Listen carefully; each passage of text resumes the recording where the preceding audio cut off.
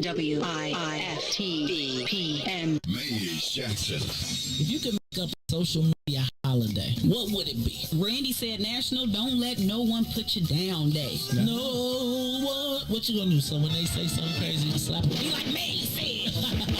Randy said a Jukathon Day. Man, we about 60 years old. I'd be done had a heart You gotta get your heart rate up. Okay, not that far. All right, Mario said my favorite one. My friends and I do what we call National Call Off from Work Day. As a business owner, I don't. You don't like that? Yeah. I don't like that one. Because I'm the boss of this thing. We got Marcus Garvey Day from Remy too. Oh, Marcus Garvey Day. All right, what will we do on Marcus Garvey Day? Call off from work. I'm going to need you to go ahead and come in tomorrow. That would be great. Okay? Yeah, right. Every black holiday has something to do with calling off from work.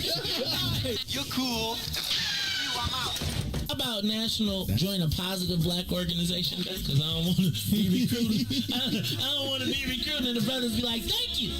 Thank you. How about National Tell White People the Truth Day? Tell them how you really feel. You can't handle the truth. Why don't we call that National Black People Get Locked Up Day? I'm going to tell them there's an African-American man threatening my life. Hello. The most dangerous show in the morning. Broken screen, crash system.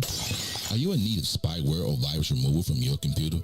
Well, contact RPC Computer Repair in South Shore and let us help you with all your computer repair services and print needs. Need office or print production services, copies, scans, fax, or even notary service? Then stop by and support RPC Computer Repair and Print Shop located 1741 East 71st Street in the 71st Street corridor, newly revitalized South Shore areas, and let RPC be your one-stop shop, where we believe RPC is your PC. RPC Computer Repair is also a UPS access point where you can drop off and pick up your important packages. So let RPC be of service to you.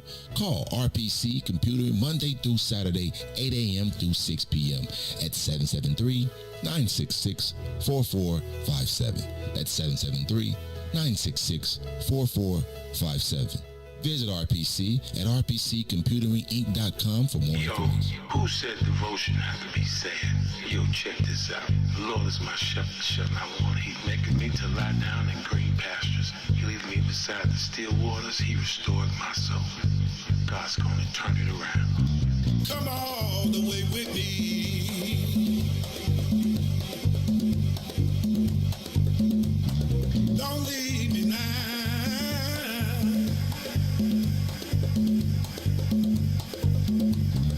Come all the way with me. Oh, please.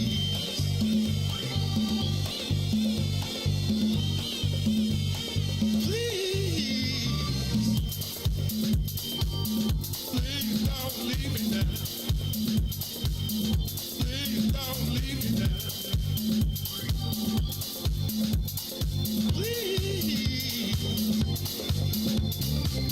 From glory to Gethsemane, Gethsemane to Golgotha, Golgotha to the grave, from the grave back to glory. Glory to Gethsemane, Gethsemane to Golgotha, Golgotha to the grave, from the grave back to glory. Glory to Gethsemane, Gethsemane to Golgotha, Golgotha to the grave, from the grave. Glory to Gethsemane, Gethsemane to Golgotha, Golgotha to the grave, from the grave back to glory. Oh yeah, oh yeah, oh yeah.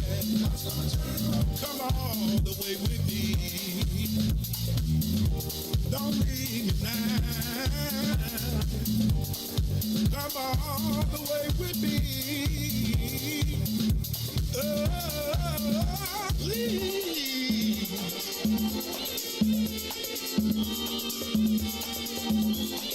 God's gonna turn it around.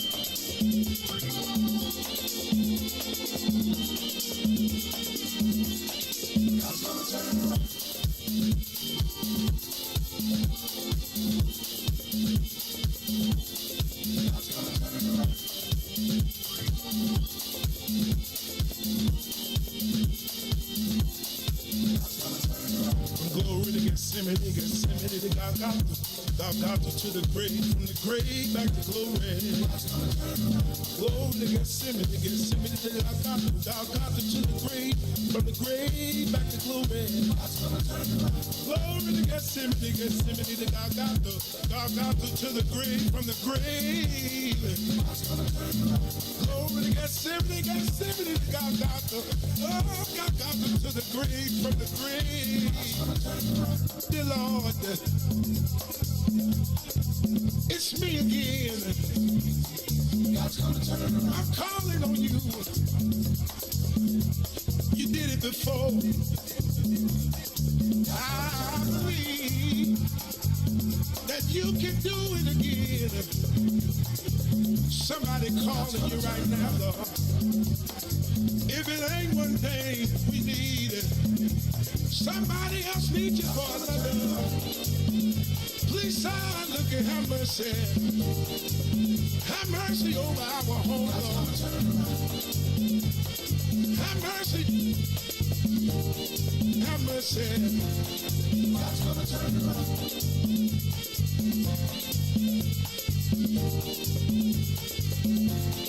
God's gonna turn it around.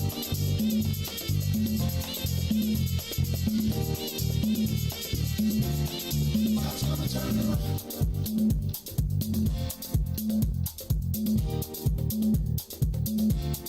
God's gonna turn it around.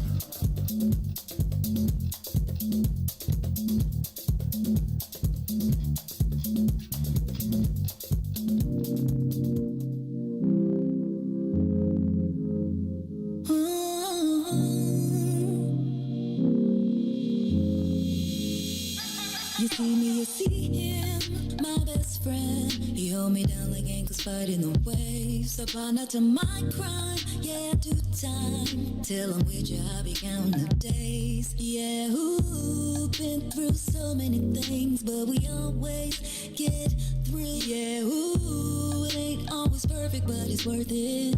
This is deeper than the surface. If I said I didn't love you, you would not know I've been frontin'. Wiped all my scars away like it was nothing. Took the parts of me I tried to hide and make them something, something like it was nothing. Ooh, something about you, baby. Ooh, you know you drive me crazy. Ooh, you give me peace of mind. Ooh, let me tell you why. You make it easy, say, to take it easy, say, feel so easy, say, easy to love. Say, to take it easy, say, feel so easy, say, easy to love. I never thought that I would give it to you, but now I don't think it's the time, I won't do it. I think it's cause the way you talk to me, know how to say it without making me feel little. You're gracious even when you pop off on me. When you get done, I got a little something to drop off on you. Because you earned it with the time you took to put it that way. You got me liking to get put in my place. I didn't love you, you and I know I've been frontin'. Wiped all my scars away like it was nothing. Took the parts of me I tried to hide and make them something, something like it was nothing. Ooh, something about you, baby. Ooh, you know you drive me crazy. Ooh, you give me peace of mind. Ooh, let me tell you why. You make it easy, say, to take it easy, say, feel so easy, say, easy to love. Easy to love. You make it easy, say, to take it easy, say, feel so easy, say, easy to love.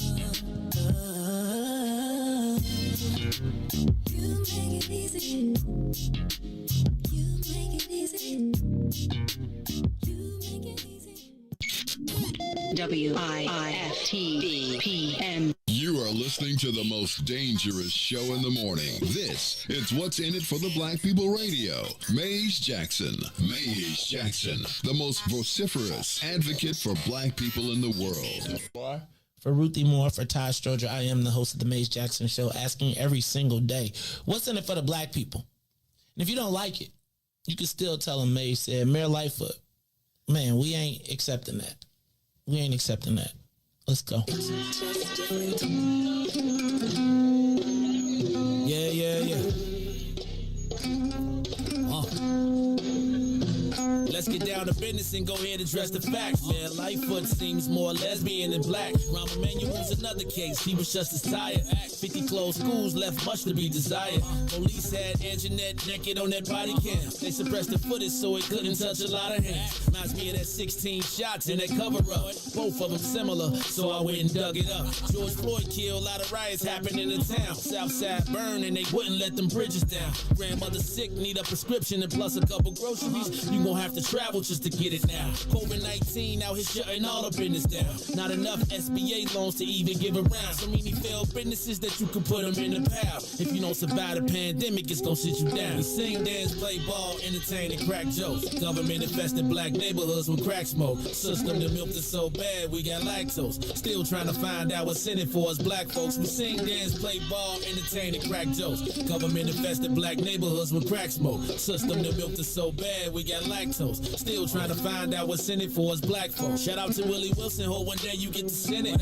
We need some different players in the game to handle business. Too many shady characters like Madigan and Blago. But when you really break it down, it's typical Chicago. City full of gangsters, it's what the land was built on. Same streets with hood legends, DNA get spilled on. Carjackers out here lurking, trying to get they steal on. Looking for a block to put them Hellcat wheels on. Let us give bogus appraisals a red line. Car crackers out here getting minimal fair time. And I'm concealed carry, I stay with the pipe. But Illinois gun laws giving minimal rights. Stay up on the swivel, make sure I'm moving tight. Check all of my mirrors when I pull up to the light. Pick my homie up from out of town, man, he caught a flight. He was hella nervous, told him, shorty, this a way of life. We sing, dance, play ball, entertain, and crack jokes. Government infested black neighborhoods with crack smoke. System that milked us so bad, we got lactose. Still trying to find out what's in it for us black folks. We sing, dance, play ball, entertain, and crack jokes. Government infested black neighborhoods with crack smoke. System that milked us so bad, we got lactose. Still trying to find out what's in it for us black folks.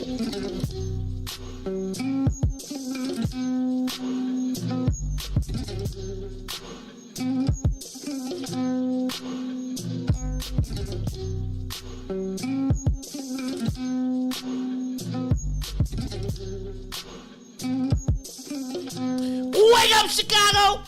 Oh, wake up, world. This is the Maze Jackson Show. I'm your host, Maze Jackson. Got my co-host, Ruthie, MF, and more in the building. Good morning. See how she took the air out the plane? She was like, shh. I was about to be like, shh. She was like, shh. Let me take it right now. But actually, I'm going to tell y'all what. This is 3 days in a row. Ruthie has walked in the building, smiled. I'm starting to wonder what happened on that vacation. A week and 3 days. Because remember, last week. Oh, that's right. You know what? A week.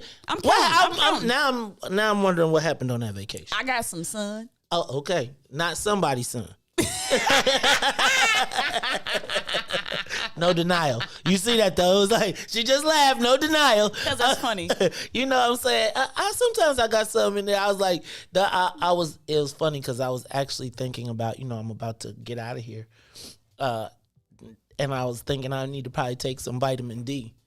And now that just all worked together in this whole, like, it did. You know what? Hey, y'all, this is the Maze Jackson Show. We got a little comedy in us. I ain't always got to be, like, super serious. I'm going to tell y'all, if I did, like, a funny show. Wait, a little? I think, actually, me and you are quite hilarious. I do, too. And then Todd comes around and he just blows it all. Todd is hilarious. Todd is actually, like, he's our dry humor. He's like the, right? And it's like, you be like, and then, it's really going to be sad that, let me not say sad. We got to find Todd's, because we got to move Todd to 2 days a week. Mm-hmm. So we got to find, so this is what I'm thinking. I'm thinking that we're going to start running people through here 3 days a week, like Monday, Wednesday, Friday. So if you all have recommendations, if you got people that you like to see sit in the chair, I'm going to start putting a lineup together. I know Ruthie been conspiring. She been out here. She like, what day you say you was going on there again? Just to be sure, one more time, one more again. Just let us know, right? Because look, they like, yo, we get like, I'd be nervous, right? I'd be when it's Todd, I'd be like, because Todd is not a first chair guy. Ruthie, you are like a first chair person just waiting to happen. So, I got to be looking over my eye like, No. what is going on? I told you I haven't mastered the art of talking to myself. I talk to my, but you got to listen to the song. It'll help you. No, I have to practice. You know what? Practice. Talking about We're talking about practice. Do millennials even practice? Here you go, man. I'm just saying, y'all be like, start me at the top. You know what? Start me as the chairman of the board, and we'll figure it out as the way. I went to school. No, that is. Okay, hold on, because don't do it because you already know I could do it. Don't do it now. But it got to be a certain way. See, I know. So that's why I would need some practice. So practice. But don't get it twisted. You put me in the game, See, coach. Hold on. I'm gonna produce. It might be some dead air. It might be some. But let me ask a question. Don't let the pressure get too much because I don't want you to have no mental health pressure issues. bust pipes. I know, but I just don't want pressure bust pipes. Right, exactly. And sometimes if you got a leak, you just got to know how to repair it. That's speaking of pipes, and water pipes, bronze, right? Water pipes are bronze. Simone Biles, bam, bronze metal. Told you. Actually, I had it all wrong yesterday, though. What? I had it all wrong yesterday. You tell us, man? She was gonna get a bronze medal? No. I had it all wrong yesterday too because I said the uneven bars and it was really the balance beam. So let me correct that. No, I just, did she even have a bronze in her? Like I know she probably like you can keep this. Like not even tripping, but like I'm saying, like she just gonna put it in her case. She gonna put it under her case. She gonna put it in the other case. I think this might be probably the biggest. Like this is like a big thing. That sounds like some millennial stuff to say. I'm just saying it's not the goal. But is a big thing. I am happy that she came back and competed. I feel like they snuck it in though, because I thought I was waiting up in the chair and then I woke up and it was midnight and somebody and the Jamaicans was. They make you watch the whole thing. Hey man, it's hard to watch live TV. Ooh, it's hard. Yeah. Hey man, shout out to the Jamaican national team. Mm-hmm. Has anybody seen that Usain Bolt commercial? Which when they be trying to figure out what bar to go to, and he be like, "Have y'all seen that commercial? That commercial is it's so corny that it's funny. It's like he be looking like, okay, I'm through. I'm sorry. Yeah, I guess you had to watch it. I'm gonna have to find that. All right, how about this? The Bulls. You know what? They talked about it yesterday on the big show yesterday. And I heard Reese talk about that. Reese, I feel like Reese, you just be doing. I just need to tell y'all, y'all. I feel like y'all be doing the Wednesday show. Because y'all just like sports, right? So I'm just letting you know. But yesterday, the Bigs they told us that the Bulls were going to draft Lonzo Ball, which they did yesterday, which means that now the Bulls have two light-skinned people in the backcourt. Looks like we're going backwards. They bruise easily, but hopefully this will be something. And then they added Alex Caruso from the Los Angeles Lakers. He has a championship ring. I don't know who the heck he is, but all that. I know two people so far. We getting there. I'm just saying that the Bulls are doing their thing.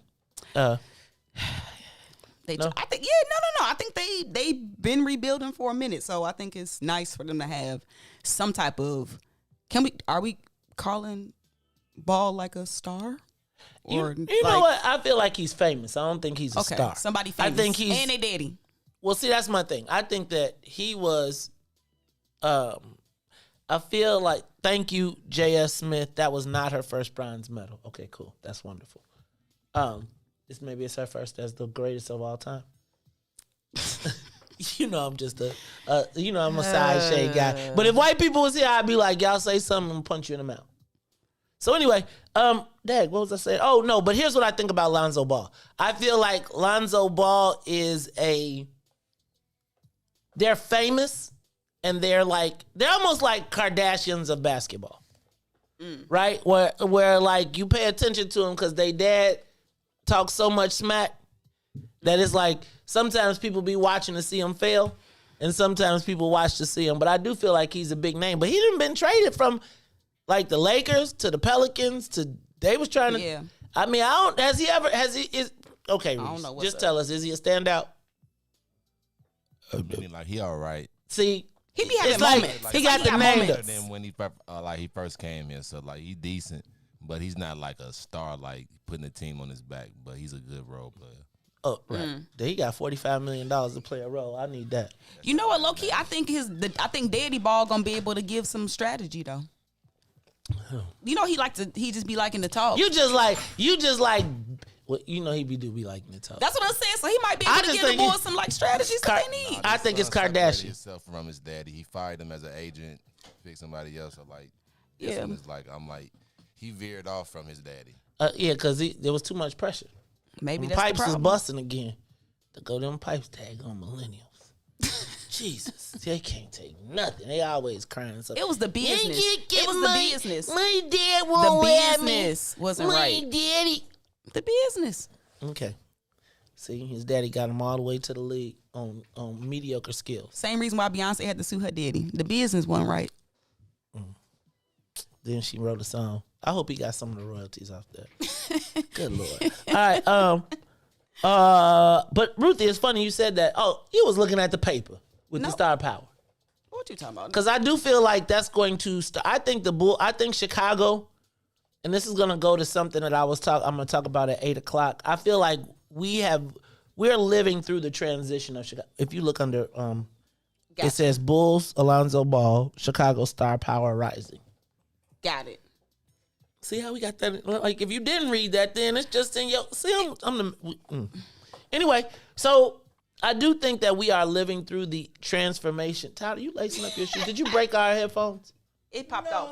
It popped. Thank you, Ruthie. Okay. He's the best. No, Maze, you're all right. You know what, Todd? Enough of you. Seems like you feeling kind of frisky. You got your pink shirt on today. This is fuchsia. I knew you was gonna say something crazy like it's fuchsia, but fuchsia is a beautiful color, as pink is. Mm-hmm. And Todd Stroger is in the building. Means that we are all locked and loaded. It means that we got everybody in here. He's having trouble with the headphones. Reese, we got an extra pair back there. See if we got an extra pair, and let's just get him out of his misery and get him started, because he's gonna break it further doing that. You know what I'm saying? Hey, y'all, this is the Maze Jackson Show. I'm your host, Maze Jackson. Ruthie Moore is in the building. Y'all dressed alike. No, we're not. Yes, y'all are. No, we're not. Yes, y'all are. No, we're not. I'm dressed better than him. Todd, DJ, if y'all you gotta text help each Todd, other, because he's technology challenged. It's like it's hard for him to get the round hole. You don't know that. I was taking pictures for the family when he still was in diapers. Right. You still you probably still got the same camera though. You still be looking for like, where is the photo? And if you touch it, it burns you. Where is the photo mat? Remember photo mat? Did you remember after? No, we didn't have photo mats when I was really young. Where'd you go? You didn't have like the little thing in the parking lot where you pull in and it was there? Yeah, when I was like in college. Before then, it was like Walgreens and, you know. Oh, man, you know what? Just think about how many boxes of pictures are just decaying somewhere for people, because there's nowhere for all of that history to go. Not for us. What do? You took it to the box and then had it all scanned in? No, ours got destroyed in the flood.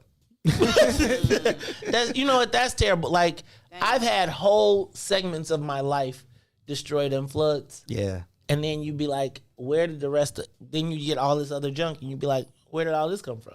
It's like I would tell you that in a flood, a big chunk of the history of Chicago hip hop was documented, all washed away in a flood. Yeah, yeah. All right, y'all.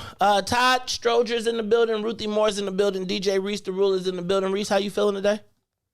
I'm blessed by the best. You already know the rest. All right, well then let's do this. Let's get this soul plane up to 60,000 feet. Let's get it up and away.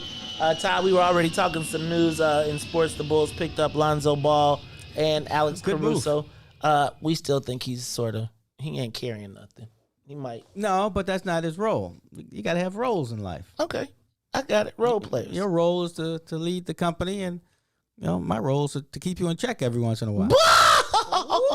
See how black folks, that's the quickest way to get a black person to do something that you want them to do is tell them that you're going to check them. And you say, remember when somebody be like, man, he checked you. Yeah. Remember when checked you was like, Ruthie's like, no, I don't remember. Did you ever No, yeah, I know what you're talking about. Yeah, but like, man. I get it. I get the concept. How about this one? President Obama is having his own super spreader event. No, he not. He got the protocols. So did Lollapalooza, according to Lori Lightfoot. I bet you Obama's better than Lawless. Well, I bet Obama's Lawless group, was the standard, according to the mayor. Go ahead. No, but Obama's group is going to be a bunch of people who were the first in line to get shots, no matter what the rules were. Oh, they went to Loretto. Forgot about that. Yeah, everybody forgot about it. I'll be driving past that mug like, hey, what happened to Dr. He's somewhere probably somewhere starting the daggone dialysis center on us. Probably. All right, how about this one? Did y'all see? Okay, did y'all hear that the mayor? Did anybody else hear when the mayor said it was 90% vaccination rate at Lala? Remember when she was saying that? Mm-hmm. But shoot, 10% of people running around is a lot. Okay, back up though. Mm-hmm.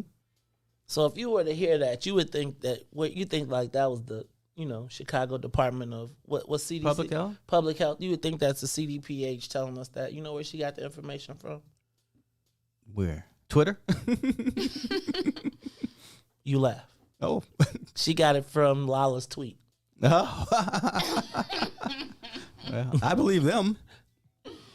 I would believe them too. I'd say I had a 90% vaccination rate if I was making $100 million a day, literally. Amen. Amen. And all of us are going to hell because of, you know what? We gotta touch on this. Data is powerful. Not as powerful as Twitter, apparently. That's still data. That wasn't no data. It wasn't no measure. People just be. Okay, so all I'm saying is that's funny. We're gonna talk about this because, I think sometimes when people say, like, we gotta really, I want to know when can we really trust what the mayor says? Like, honestly, like maybe only after she's caught can we trust what she says. I mean, technically, the second time. Technically, it'd be technicalities. Like technically. No, technically, no. Do you believe me or do you believe your lying eyes? Right, and that's the mayor is an attorney. Like we already know what that is. No, but I'm saying you already know what that is. Okay, I got you. For a living, they be saying stuff. That's why Ruthie be like. That's why Ruthie be like, F them contracts. All right, how about this one? Oh wait, I gotta say. Ruthie, did you get an extra shot of chestnut in that thing today? Man, this whole place smells like something. What is that? It's coffee, but... Oh, you know what? It's like a brown sugar type of licorice coffee. I said that yesterday. I told you it was my coffee. It's either more powerful. No, you play today, like, well, it could be my coffee. I said licorice. Now you talk about you got licorice. Because I read the back of it after you said it. I said yesterday, it smells like licorice in here. And she looked at me like, licorice? Man, I ain't no damn licorice. Get your Oh, yeah, my nose got all wide open. I'm like, ooh, what's that? Oh, Lord. All right, how about this one? Did y'all see Blagojevich is fighting to be able to run again? Oh, really? I don't think he is running, though. I think it's part of the movie made for TV special. Rainbow Push Convention is happening right now. You know what? I've never been invited to the Rainbow Push Coalition. And I feel like I'd be like, Dad, what am I, chopped liver? But I always be thinking like I probably offended somebody in the whole process. Along the way. Like, yeah, but it was a long time before I wasn't offensive that I still was like, and I just feel like I never got that. But they had Dr. Fauci who said that the vaccine is working amazingly. You know what they would like? They'd like you to buy a table. They don't want you to come as some kind of guest. They want you to buy a speaker. I need to. I have information I need to impart. Okay, though. You can do that at your table. Yeah. Hey, y'all.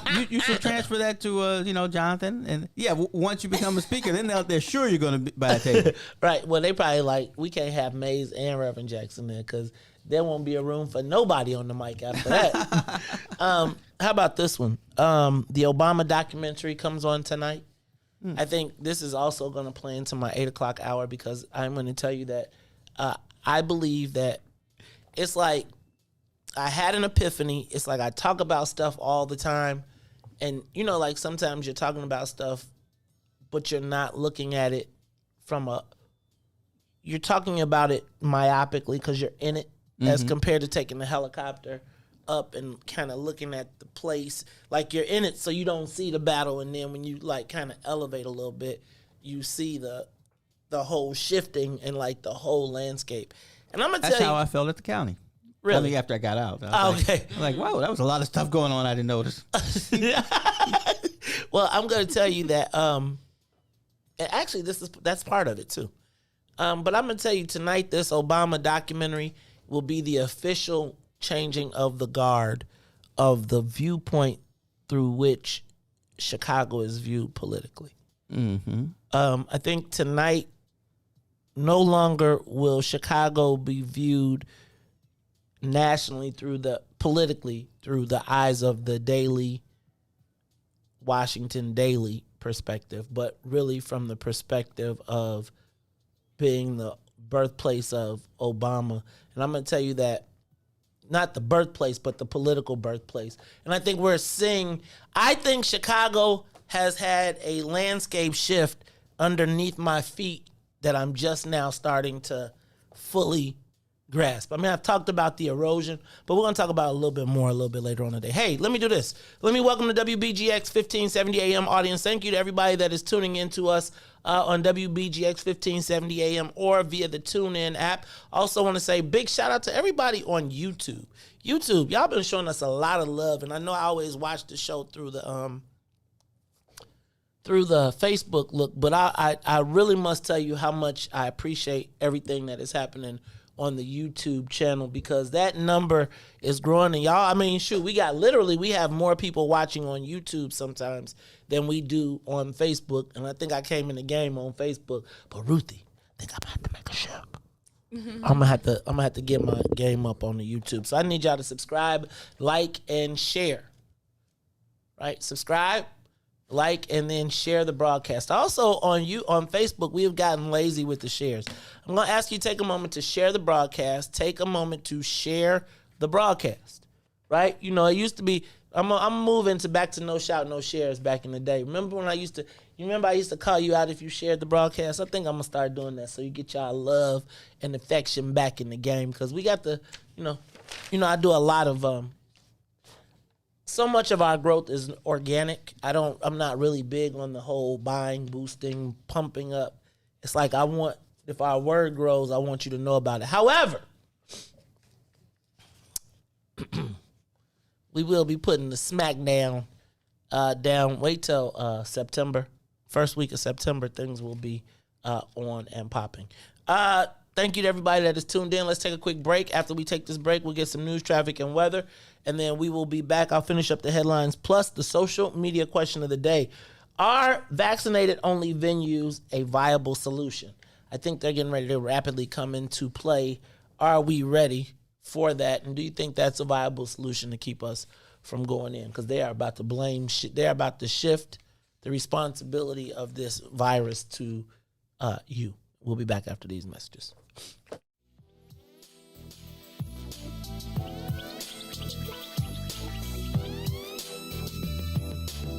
The Mays Jackson Show will be back after this break.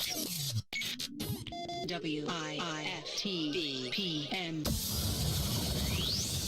Shop at Black-owned and operated Solo Beauty, where you are appreciated and respected. Located at 8158 South Cottage Grove, Solo Beauty can supply all of your black hair care needs. Solo Beauty is open from 11 a.m. to 8 p.m., Tuesday through Saturday.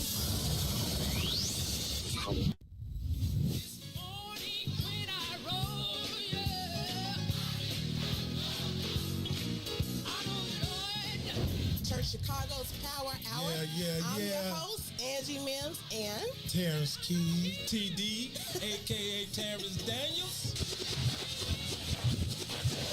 I wish I had one witness in the house. You got one. Got a couple of them. Got a couple T's. Two T's. Give me a testimony. Oh, Lord. He's did it before. Oh, Lord. I got one.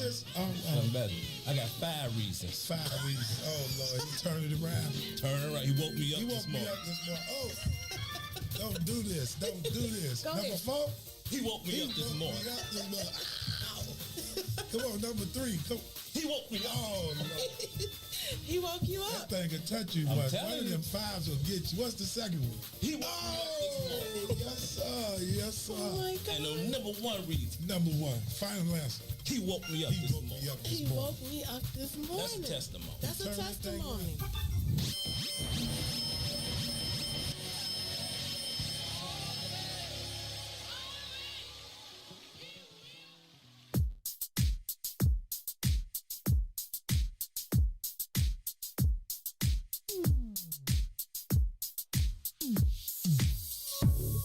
I don't know what you did, but you did it right.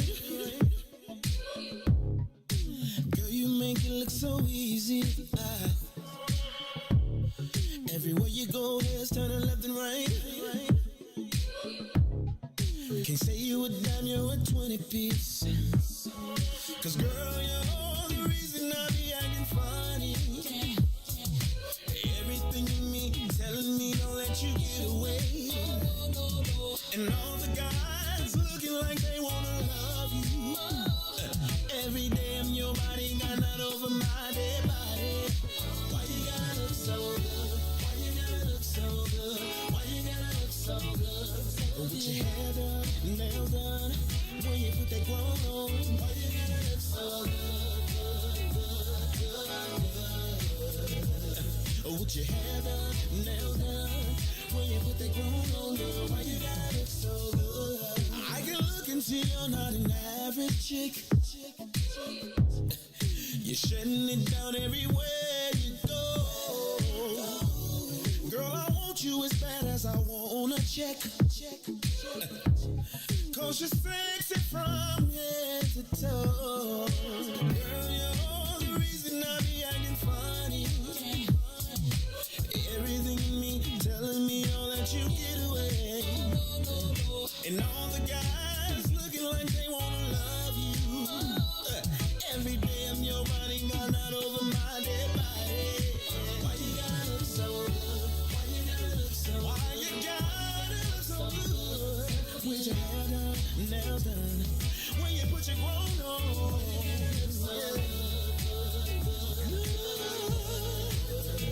It's something about you when you put your grown on.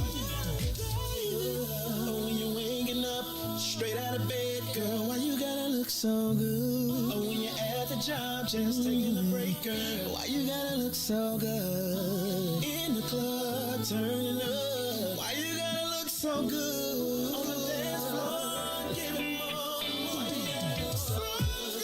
Why you gotta look so good? Why you gotta look so good?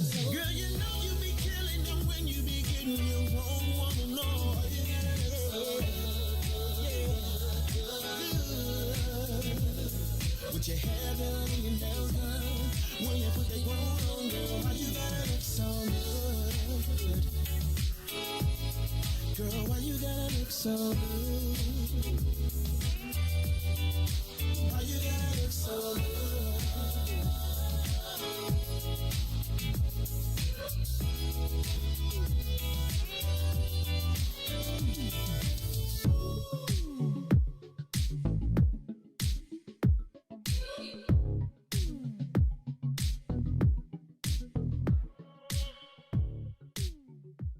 And now, traffic and weather. Good morning. What's in it for the Black People Media family? The time is now 6:40 a.m. and I am Reese the Ruler with your Chicagoland area sports, weather, and traffic update. In sports, Simone Biles closes out her 2020 Olympic Games with the bronze medal on the balance beam. Men's Team USA basketball took on Spain last night. Down 10 early, Kevin Durant scores 29 points to help the team win 95-81 and advance to the semifinals in the Olympics. Now on the traffic in the Kennedy, O'Hare to the Loop will be 23 minutes. Outbound to O'Hare will be 19.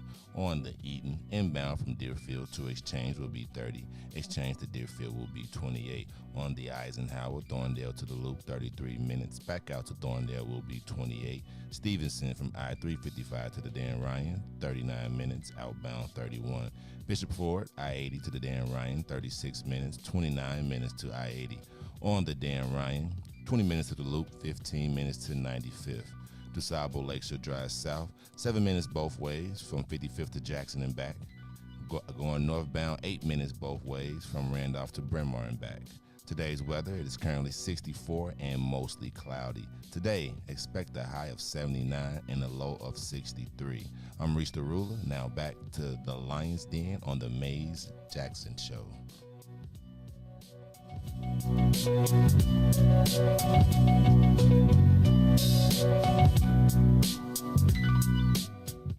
Back to the Mays Jackson Show. You are listening to the most dangerous show in the morning. This is What's in It for the Black People Radio. Mays Jackson. Mays Jackson, the most vociferous advocate for black people in the world.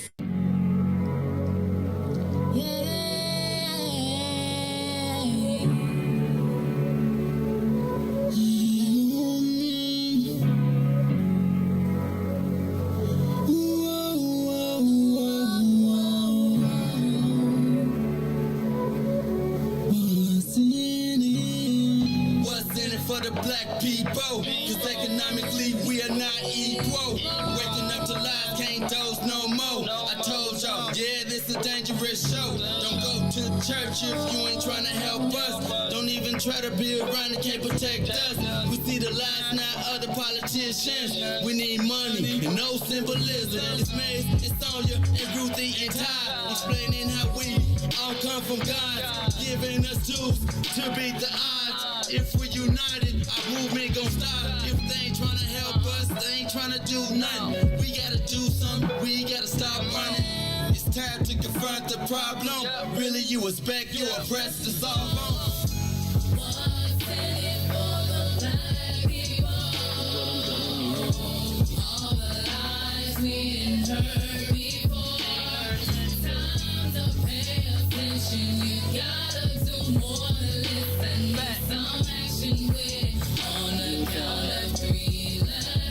Wake up, Chicago! Wake up, world! This is the Mays Jackson Show. Oh God, y'all cannot listen to the breaks. No, you cannot hear the breaks because the breaks.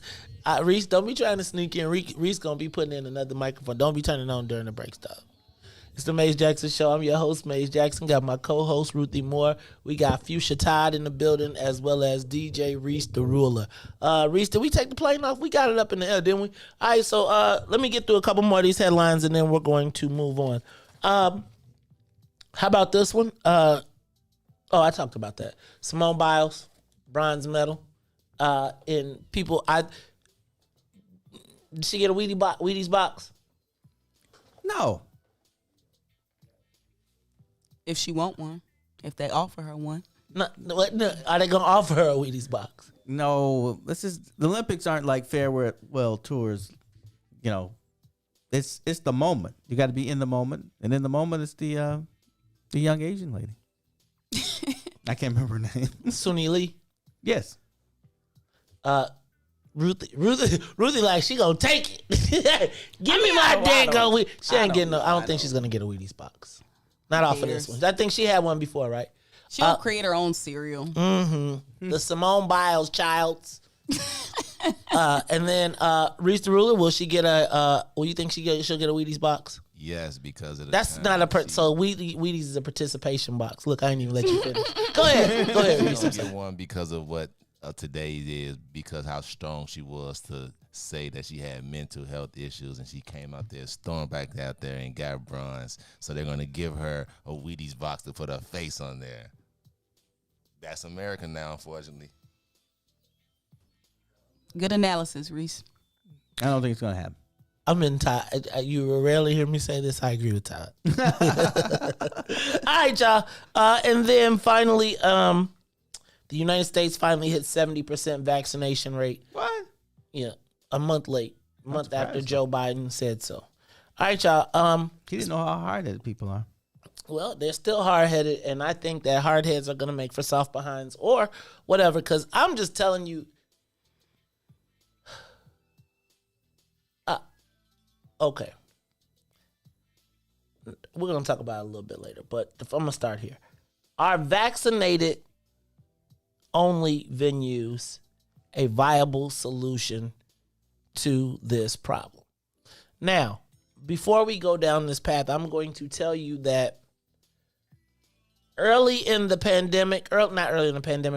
this year, and I think Ruthie was already talking about it because Ruthie she be like the super sleuth. But after I read it, I was like, wow, this is really something deep. But they were saying that the NFL and large corporations were considering a Vax Pass. Not the card, but literally a digital electronic version of a pass that gave you a code that allowed you to enter venues in and out. Like, so say you buy your ticket, but you had the only way you could buy a ticket, you could buy the ticket, but the only way you could enter is to have a Vax Pass. We're now starting to see restaurants say, and venues saying, vaccinated people only. Because, again, now I don't know how this all works with the variant. And I got to ask Ruthie another question because I do think about this data thing that you talk about. When they say the COVID positivity test rate, it means that you've already feeling some symptoms and you went to go get a test, right? It does, because they're not randomly walking around shooting 10 people so this is what I'm trying to get at. I also think it might have something to do with post-mortem tests too.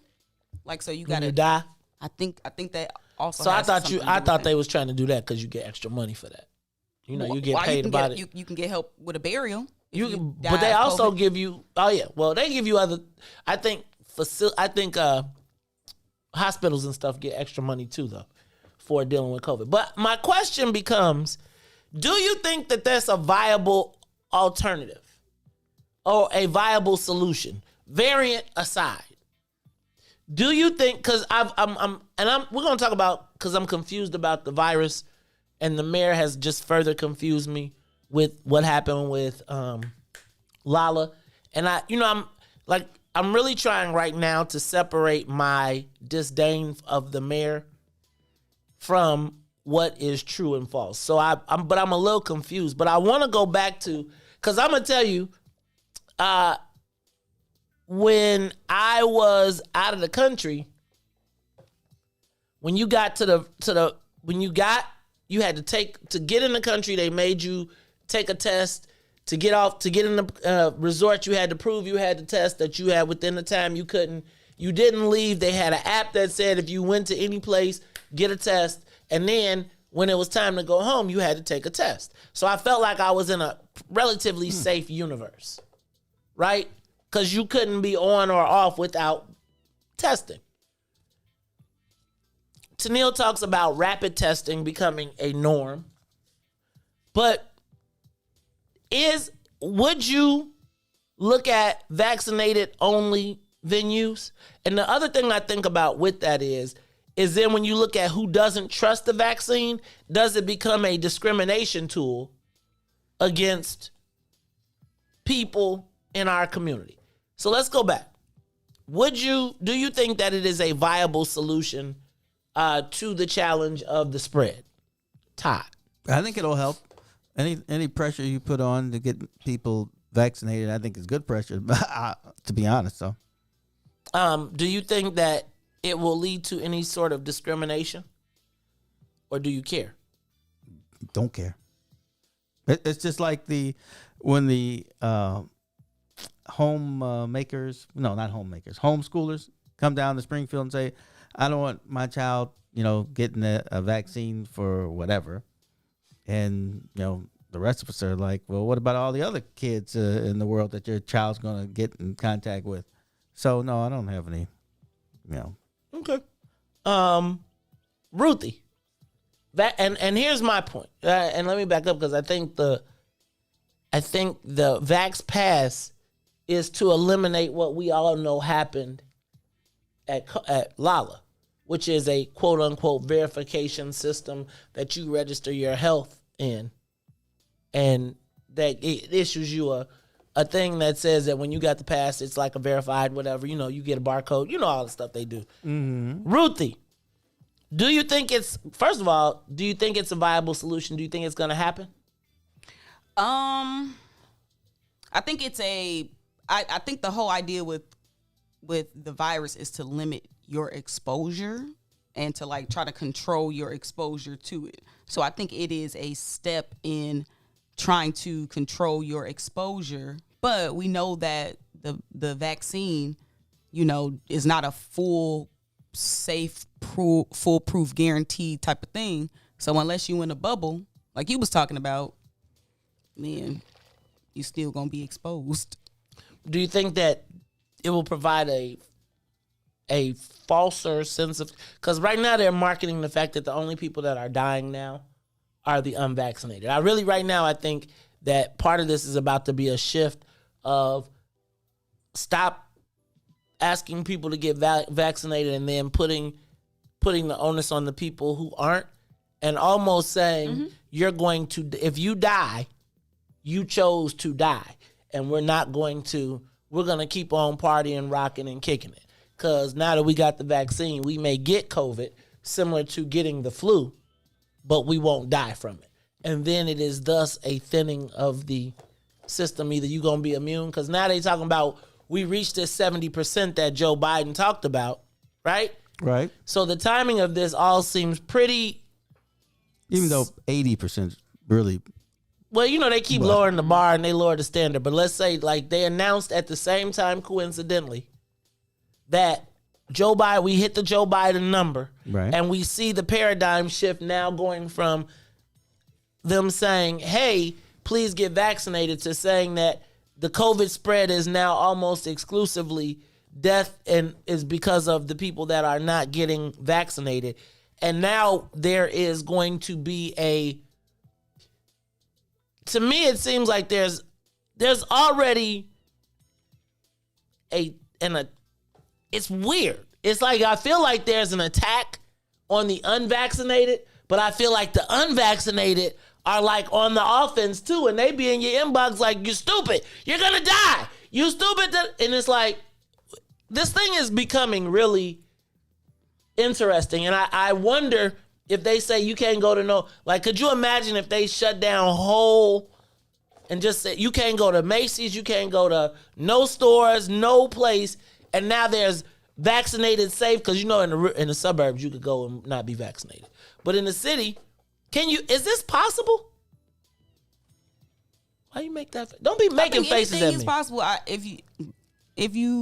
So one perspective that I noticed is that the government is kind of putting the onus on the large corporations, like a lot of the tech giants. I ain't gonna name none of them, but if you peep that, they pretty much setting the trends for things like the return to work. What does remote work look like? Do you have to require your employees to be vaccinated? Like, that's what's really leading a lot of the, I ain't gonna say conversation, but it is, because they the ones that control the information. But we ain't got to get into all that. But no, we can. But basically, if you just peep how the major corporations are moving, then that's how society and the governments are kind of moving. Because the government can't necessarily say you got to have a vax pass, but your job that everybody work at, this large percentage, So maybe the mayor didn't lie. Do you think that people got vaccinated because of Lollapalooza? Like, do you think Lollapalooza made the unvaccinated say, dang, I got to go to this thing, so I'm going to go get... Because See, the thing about those numbers is that they could have just asked, like, are you vaccinated? It could have been a survey that they got that data from. Like, they didn't, though. They got it from Twitter. No. I'm talking about the place where Lala actually got the data, right? And tweeted it. Tweeted it out. Like, it could have came from, like, who knows? But until we know that, then it's kind of suspect. Okay. So I'm curious. So are you pro vaccinated only venues if it allows us to move around? See, this is the thing. If you can argue that people can have dress codes for their establishments, then you should be the same person that's saying people can do whatever they want to do up in their places. No, wait. If you're No. If I'm arguing for a dress code, then I'm arguing that they should be able to say Vax Pass. That's what I'm saying. I'm saying you on the side of businesses should be able to pretty much, do whatever they wanted to do in their places. So I asked you. I know where I'm at. I mean, well, let me tell you. I think it's no. I'm not gonna tell you. You tell me, Ruthie. I mean, I don't. I think people should spend their money how they want to spend their money, and if a place requires you to be vaccinated and you ain't vaccinated, then don't spend your money there because you probably can't. Because you can't get in. And there will be other venues that are just the opposite. So I think so. You think there'll be a market for both? I do. But the unvaccinated will be a small market because they dying. They're dying off. But according to the CDC, see y'all. This is Darwinism in action. This is where the weak die off.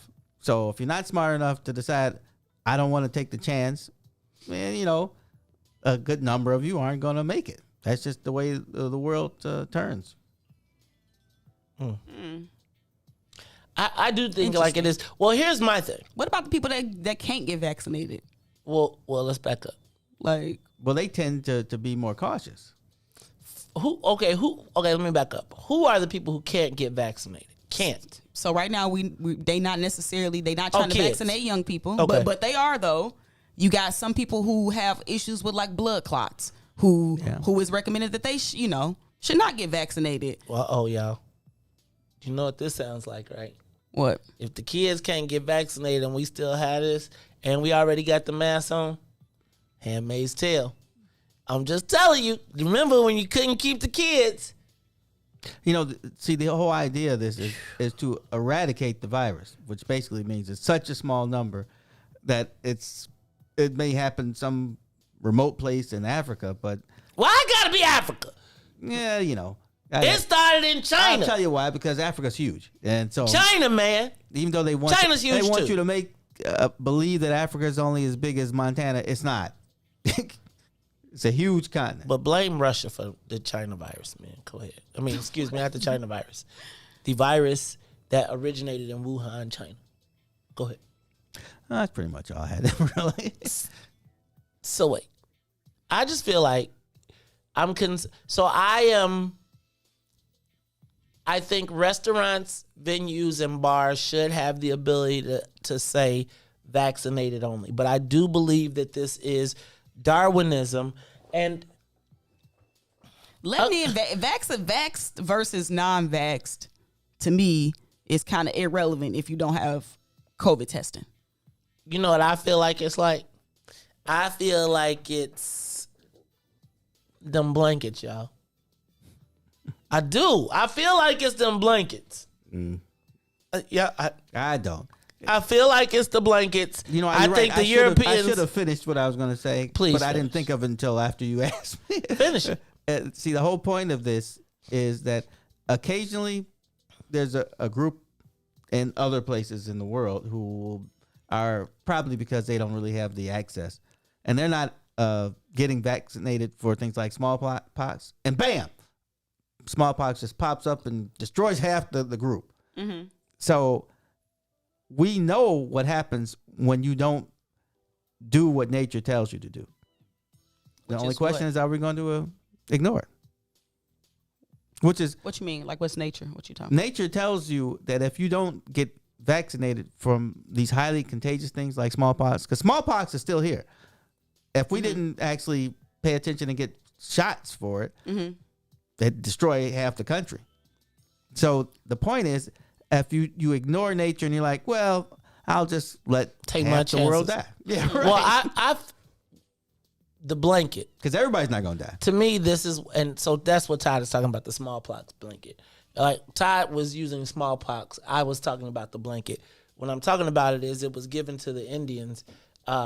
They gave the Indians smallpox blankets because they had the immunity in their bodies. Right? We don't. They gave it to them to kill them. Right, but they were white savages. Very good, very good. The point being that this disease we know ravages black people. We're already suspect of any vaccine now just because of beyond the internet, but just the historical nature of how we know white folks have used different tools in the toolbox to eradicate people. So when we talk about social Darwinism, we're caught in between this rock and a hard place. So they tell us about this disease that exists that could kill you, that we're seeing people die from. Mm-hmm. But then they're saying, trust us with the needle, from the people who we still have stories of how many times they've used every tool in the toolbox to eradicate us, black people, or anybody that they come into contact. So Maze Jackson, I'm gonna keep rocking with the vaccine. But I don't know who to trust. And when we come back, I'm gonna talk about why this thing with the mayor is so important, because I feel like the mayor is compromising trusted voices. I don't know if it's the mayor. I don't know how to explain this, but I feel like there are people who I would ordinarily trust who, in the midst of this, I'm like, who do we know who do we trust in this situation, man? It's just, I'm a lot confused. I'll tell you, as much as I could not stand Mayor Lightfoot as the meme and the strong dictator and shutting us down, I feel like I at least knew or felt like there was some scientific standing on where she was coming from. Mm-hmm. I don't know that now, and I think as the shifting use of data changes,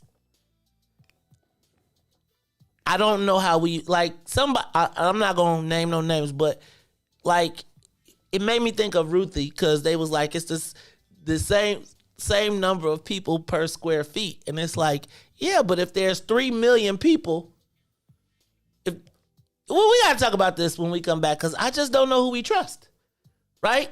I just don't know who we trust, and I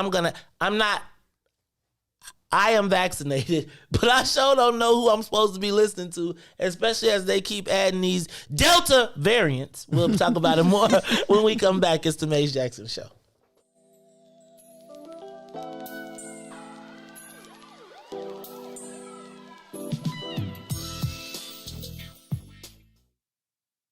The Maze Jackson Show will be back after this break.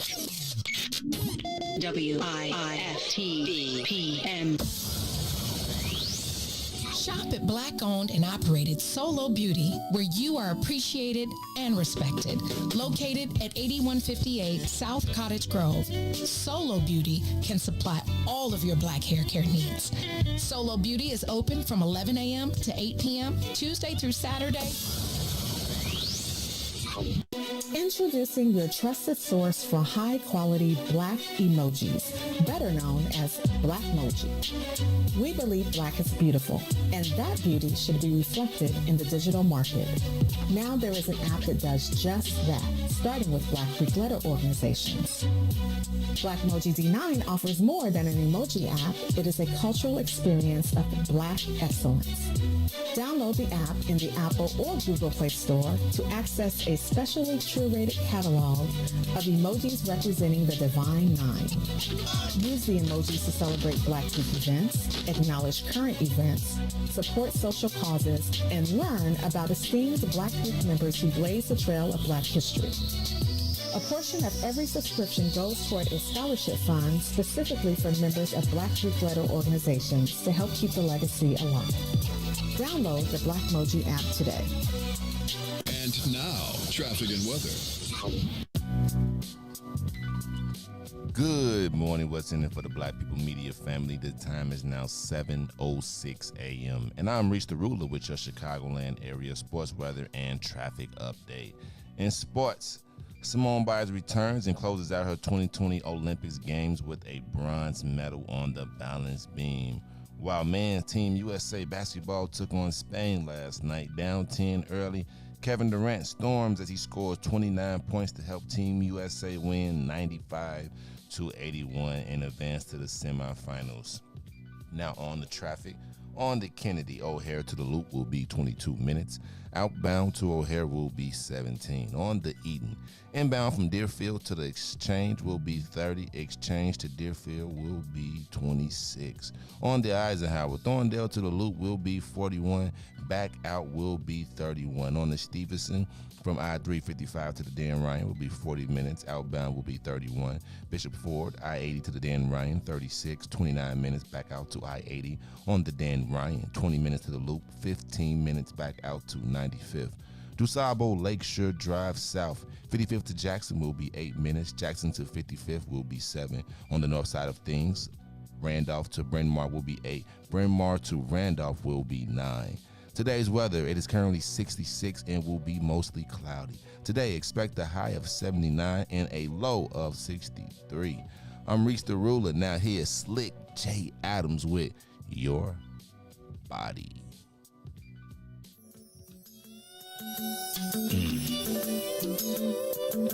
You sure looking good tonight, baby.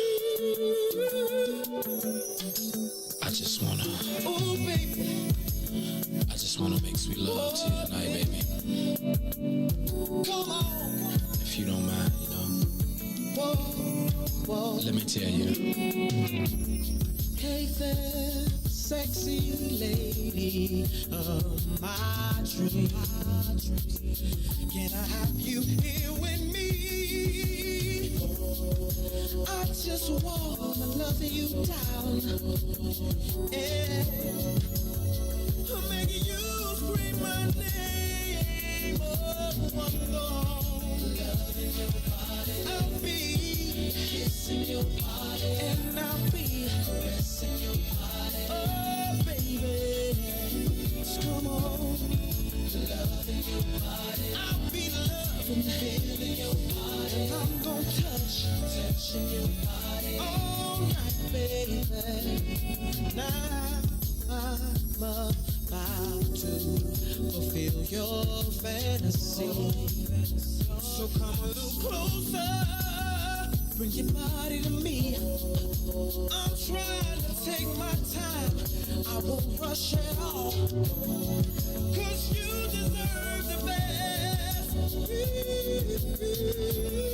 I'm gonna love, I'm gonna kissing your body until the morning comes. Caressing your body, oh baby, just come on, loving your body, and let me feel your body, and I just wanna touching your body. If you don't mind, baby, let me love, loving your body. I just wanna kissing your body. Don't stop me, baby, kissing your body. Oh, baby, come on, loving your body. Let me feel your body. Please, baby, touching your body. Baby. La la la la la. Oh, baby, please. Oh, please, baby. We're gonna get it on tonight. Let's get it on. Get it on. I wanna love. Kissing your body all night, baby. Kissing your body, oh baby. Don't stop long. Loving your body, just let me love you.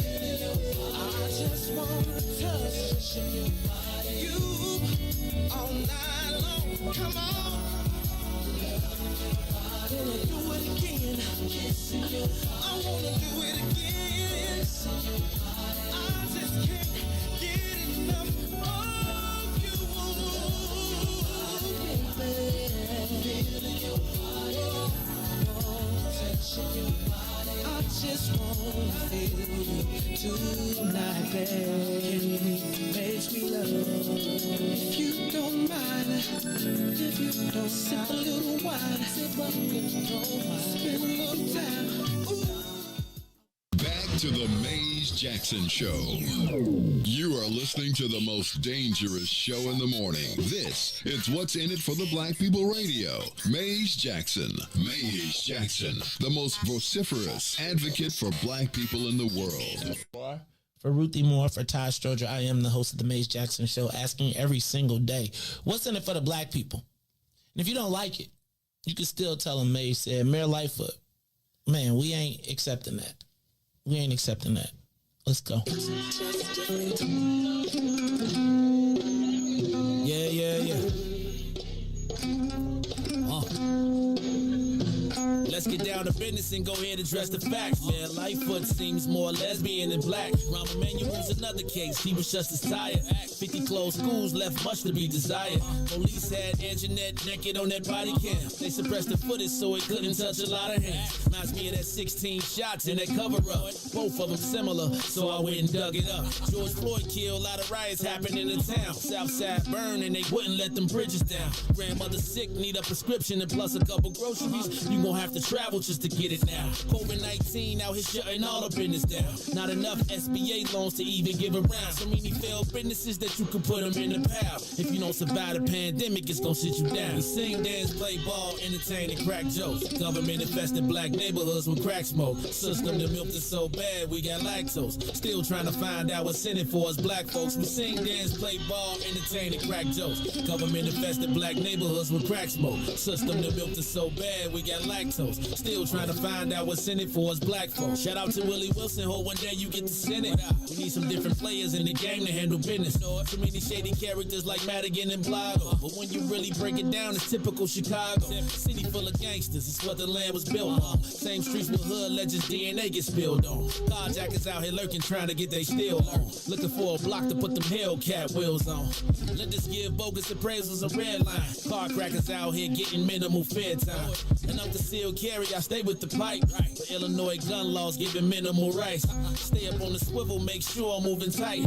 Check all of my mirrors when I pull up to the light. Pick my homie up from out of town, man, he caught a flight. He was hella nervous, told him, shorty, this a way of life. We sing, dance, play ball, entertain, and crack jokes. Government infested black neighborhoods with crack smoke. System that milked us so bad, we got lactose. Still trying to find out what's in it for us black folks. We sing, dance, play ball, entertain, and crack jokes. Government infested black neighborhoods with crack smoke. System that milked us so bad, we got lactose. Still trying to find out what's in it for us black folks.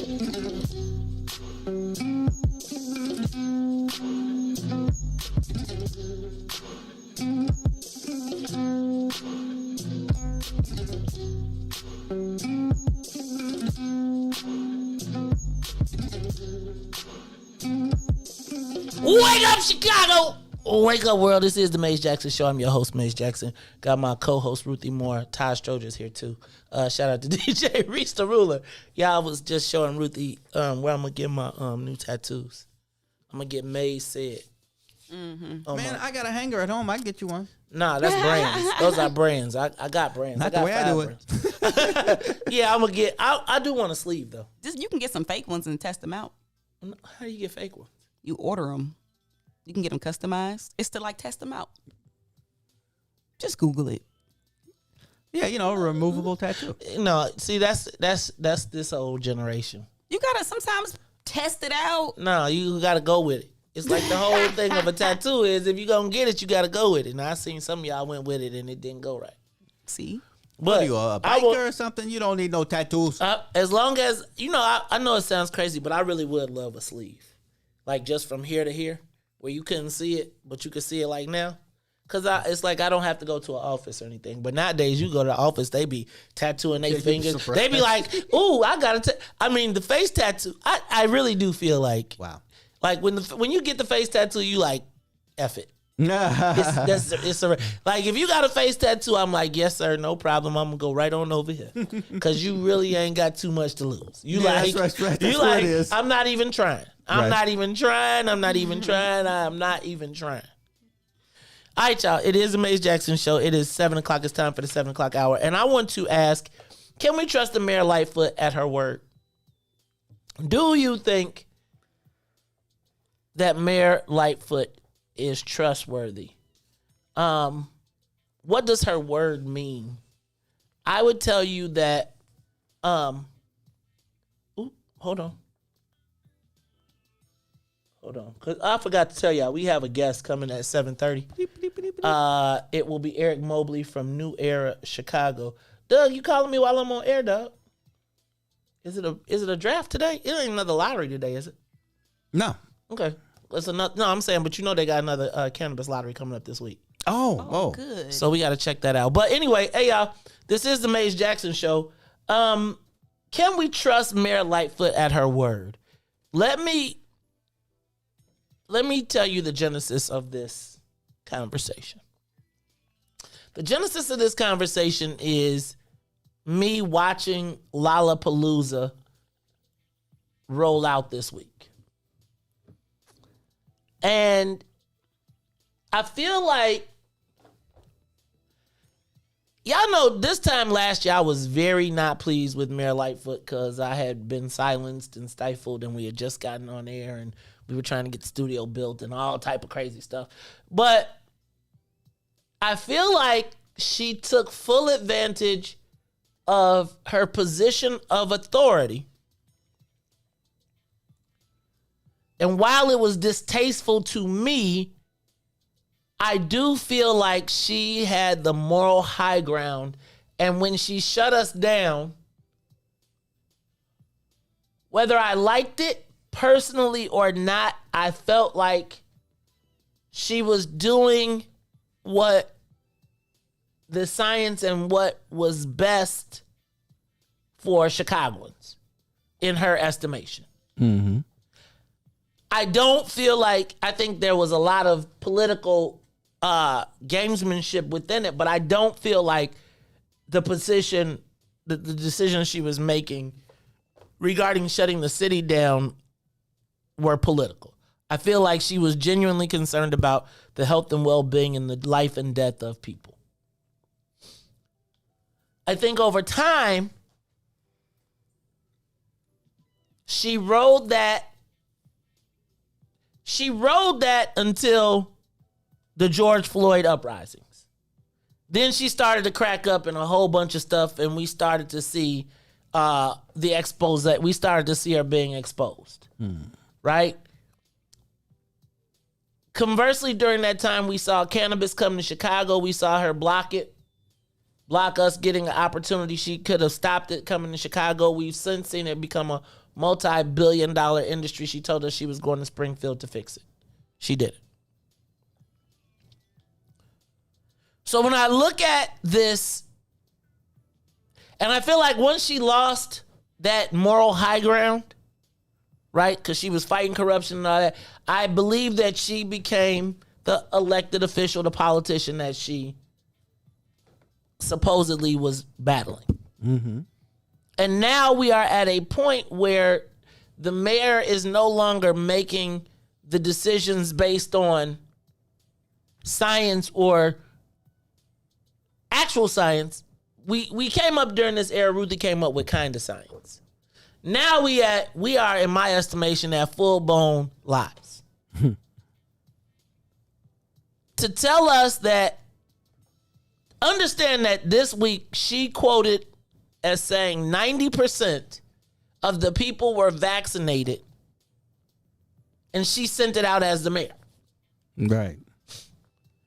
Only for us, and I was reading Rex Hupke's article, and he did the research to find out, well, they asked the mayor's office, and they said, well, where'd you get the information? They was like, well, we got it from Lollapalooza.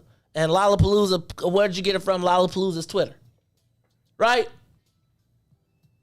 Now imagine the mayor of Chicago telling the world that 90% of Lollapalooza is vaccinated, and then that comes out of our mouth. You would think the information would be from the Chicago Department of Public Health, not from the promoters of the event who made how much money again, Ruthie? Over 4 days? Was it $400 million? I think something like that. $450 million? My concern is that not only can we not trust the mayor, but the position that she's putting other Chicagoans that we would ordinarily trust in as they sell the big lie. Because here's my concern.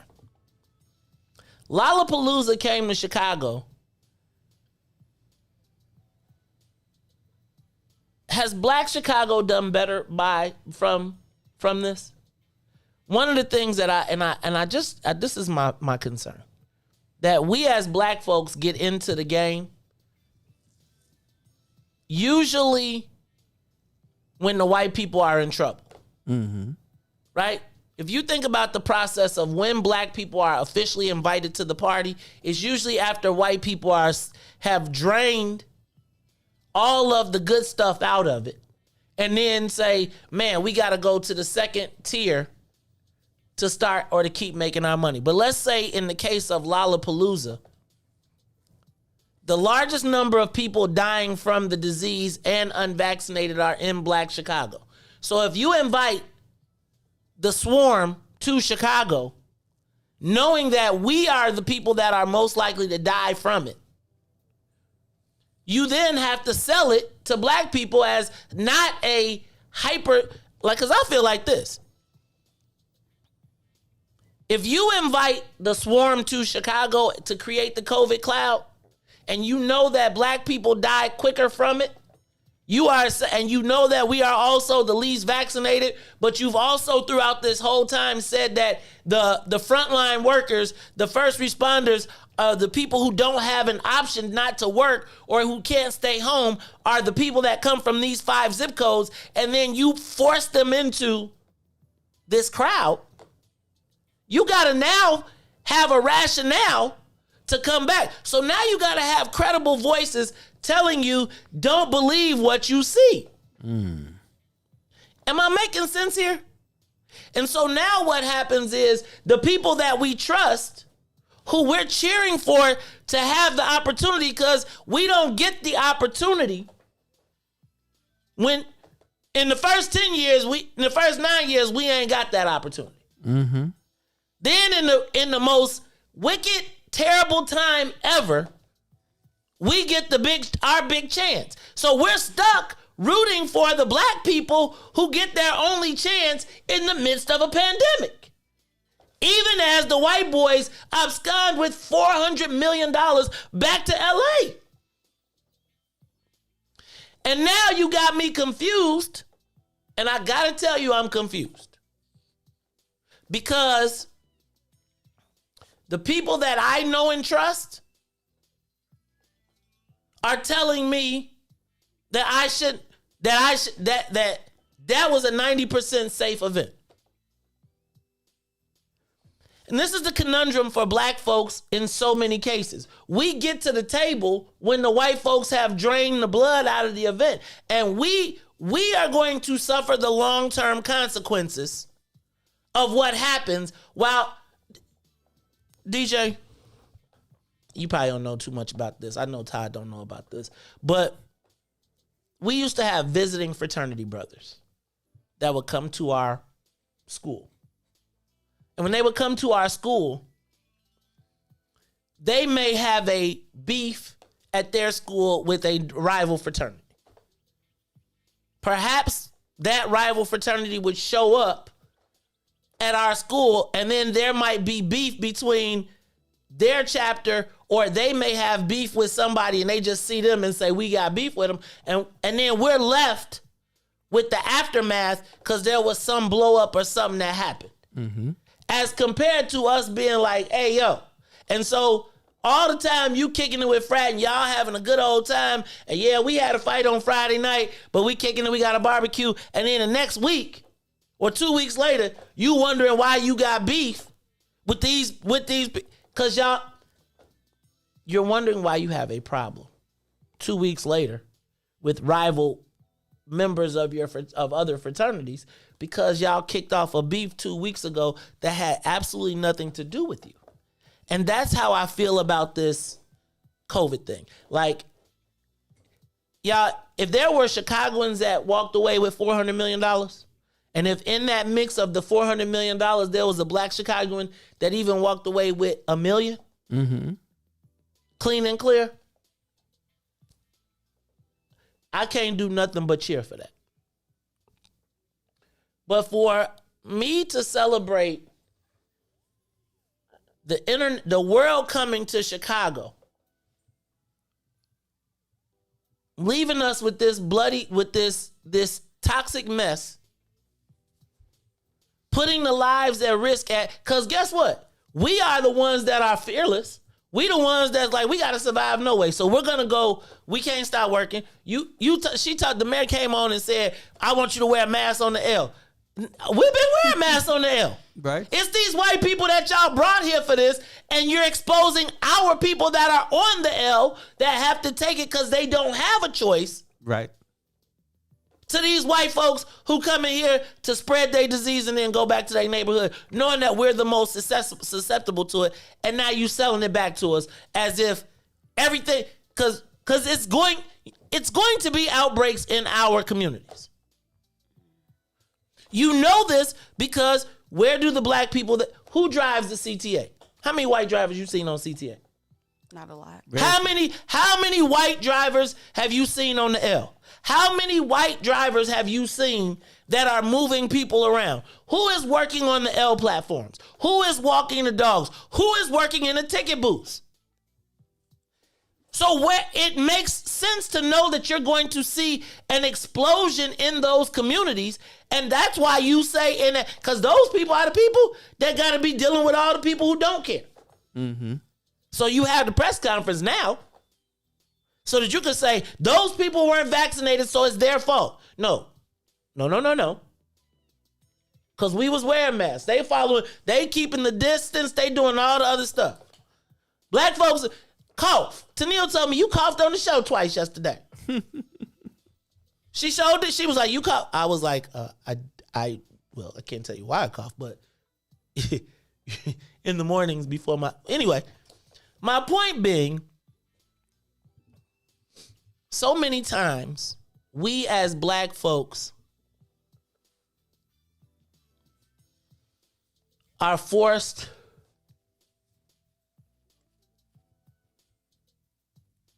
to sell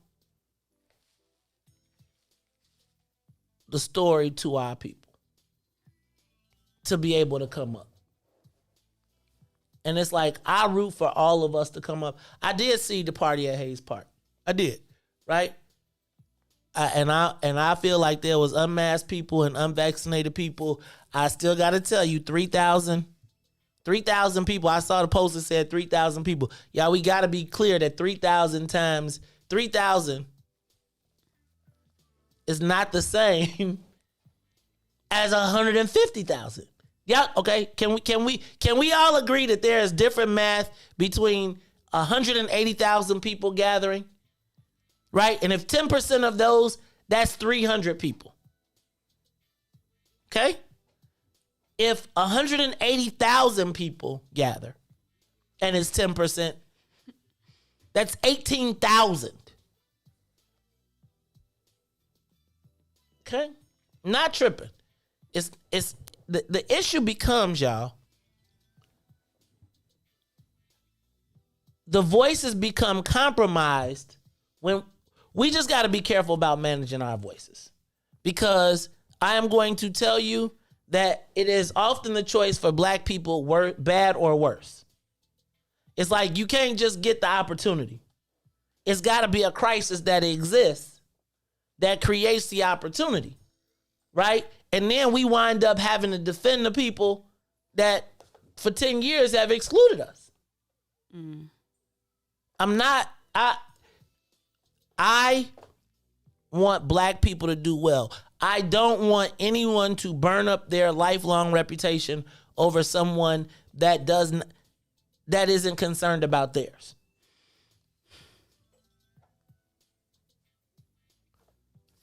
I'm sorry, yo. No,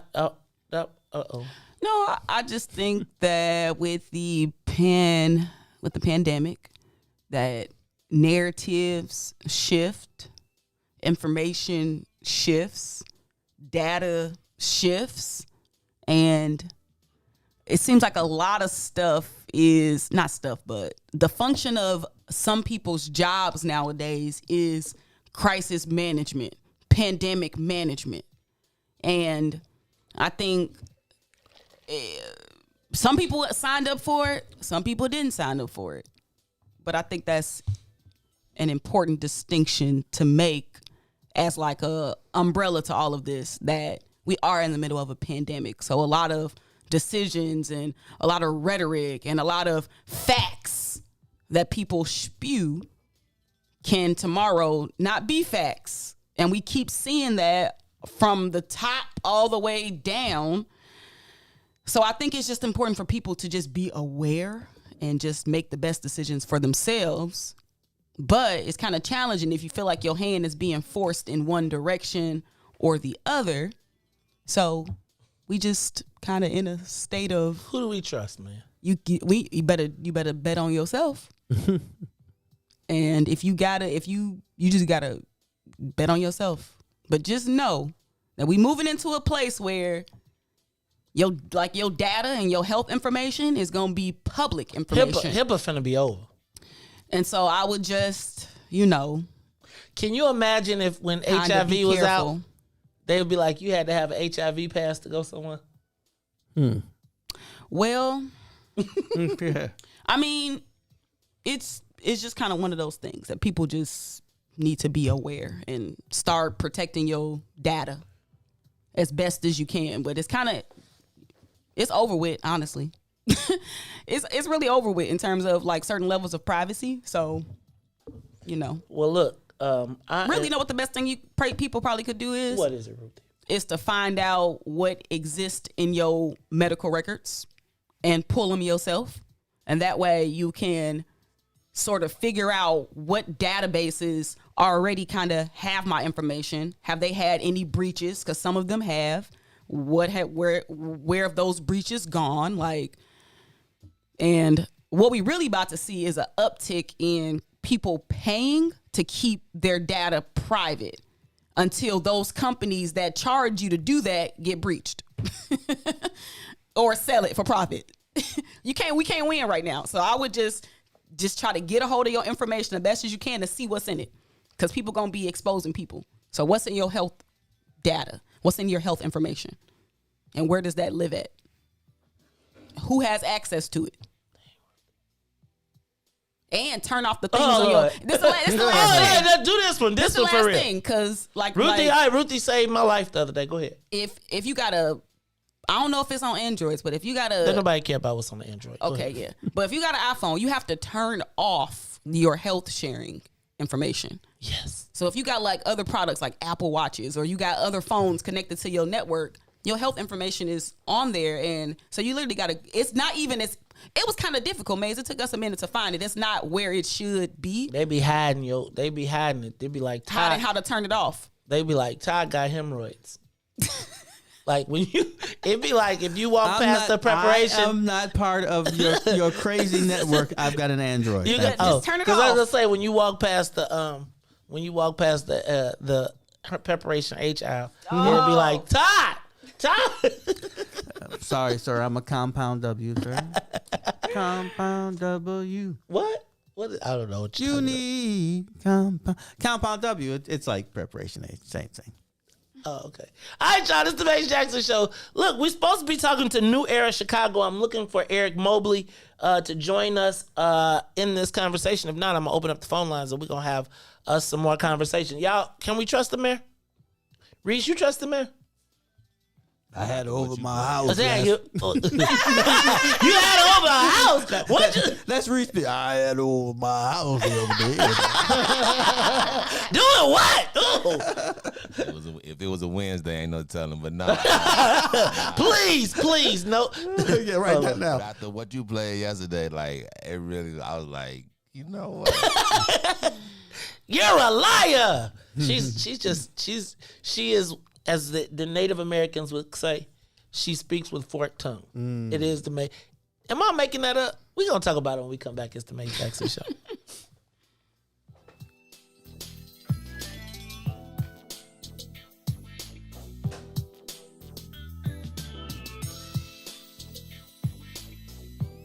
The Maze Jackson Show will be back after this break. WIIFTBPM. Broken screen, crash system. Are you in need of spyware or virus removal from your computer? Well, contact RPC Computer Repair in South Shore and let us help you with all your computer repair services and print needs. Need office or print production services, copies, scans, fax, or even notary service? Then stop by and support RPC Computer Repair and Print Shop located 1741 East 71st Street in the 71st Street corridor, newly revitalized South Shore areas, and let RPC be your one-stop shop, where we believe RPC is your PC. RPC Computer Repair is also a UPS access point where you can drop off and pick up your important packages. So let RPC be of service to you. Call RPC Computer Monday through Saturday, 8 a.m. through 6 p.m. at 773-966-4457. That's 773-966-4457. Visit RPC at rpccomputeringinc.com for more information. Are you curious to explore the intellectual currents that channel our thoughts and frame our reality? Have you ever meditated for relaxation and accidentally discovered the universe in the process? These matters and many more you may never have even thought of will be yours to explore as you come with me into Muwak Hill's world. Every Monday, Wednesday, and Friday from 11 to 1.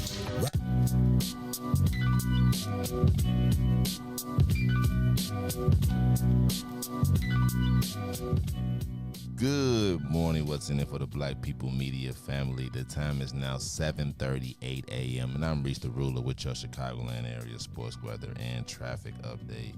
In sports, Simone Biles makes a return as she closes out her 2020 Olympic Games with a bronze medal on the balance beam. While men Team USA took on Spain last night, down 10 early, Kevin Durant scores 29 to help Team USA wins 95-81 and advance to the semifinals. On the traffic, on the Kennedy O'Hare to the Loop, 26 minutes outbound to O'Hare will be 19 on the Eden. Inbound from Deerfield to the Exchange will be 35 minutes. Exchange to Deerfield will be 27. On the Eisenhower, Thorndale to the Loop will be 53. Back out to Thorndale, 40. Stevenson from I-355 to the Dan Ryan, 45. Outbound will be 32. Bishop Ford from I-80 to the Dan Ryan, 44 minutes, 29 minutes back out to I-80. On the Dan Ryan, 22 minutes to the Loop, 18 minutes back out to 95th. DeSable Lakeshore Drive South, 55th to Jackson will be 8. Jackson to 55th will be 7. On the north side of things, Randolph to Bryn Mawr will be 8. Bryn Mawr to Randolph will be 15. Today's weather, it is currently 67 and mostly cloudy. Today, expect a high of 79 and a low of 63. I'm Reese the Ruler. Now, here is some throwback by Steve Huff.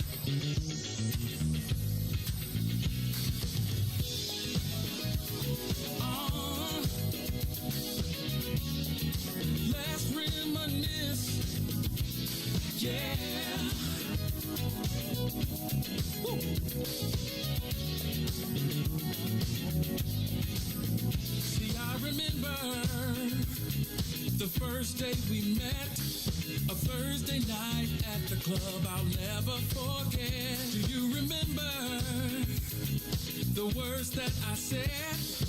One night in my bed you'll never regret.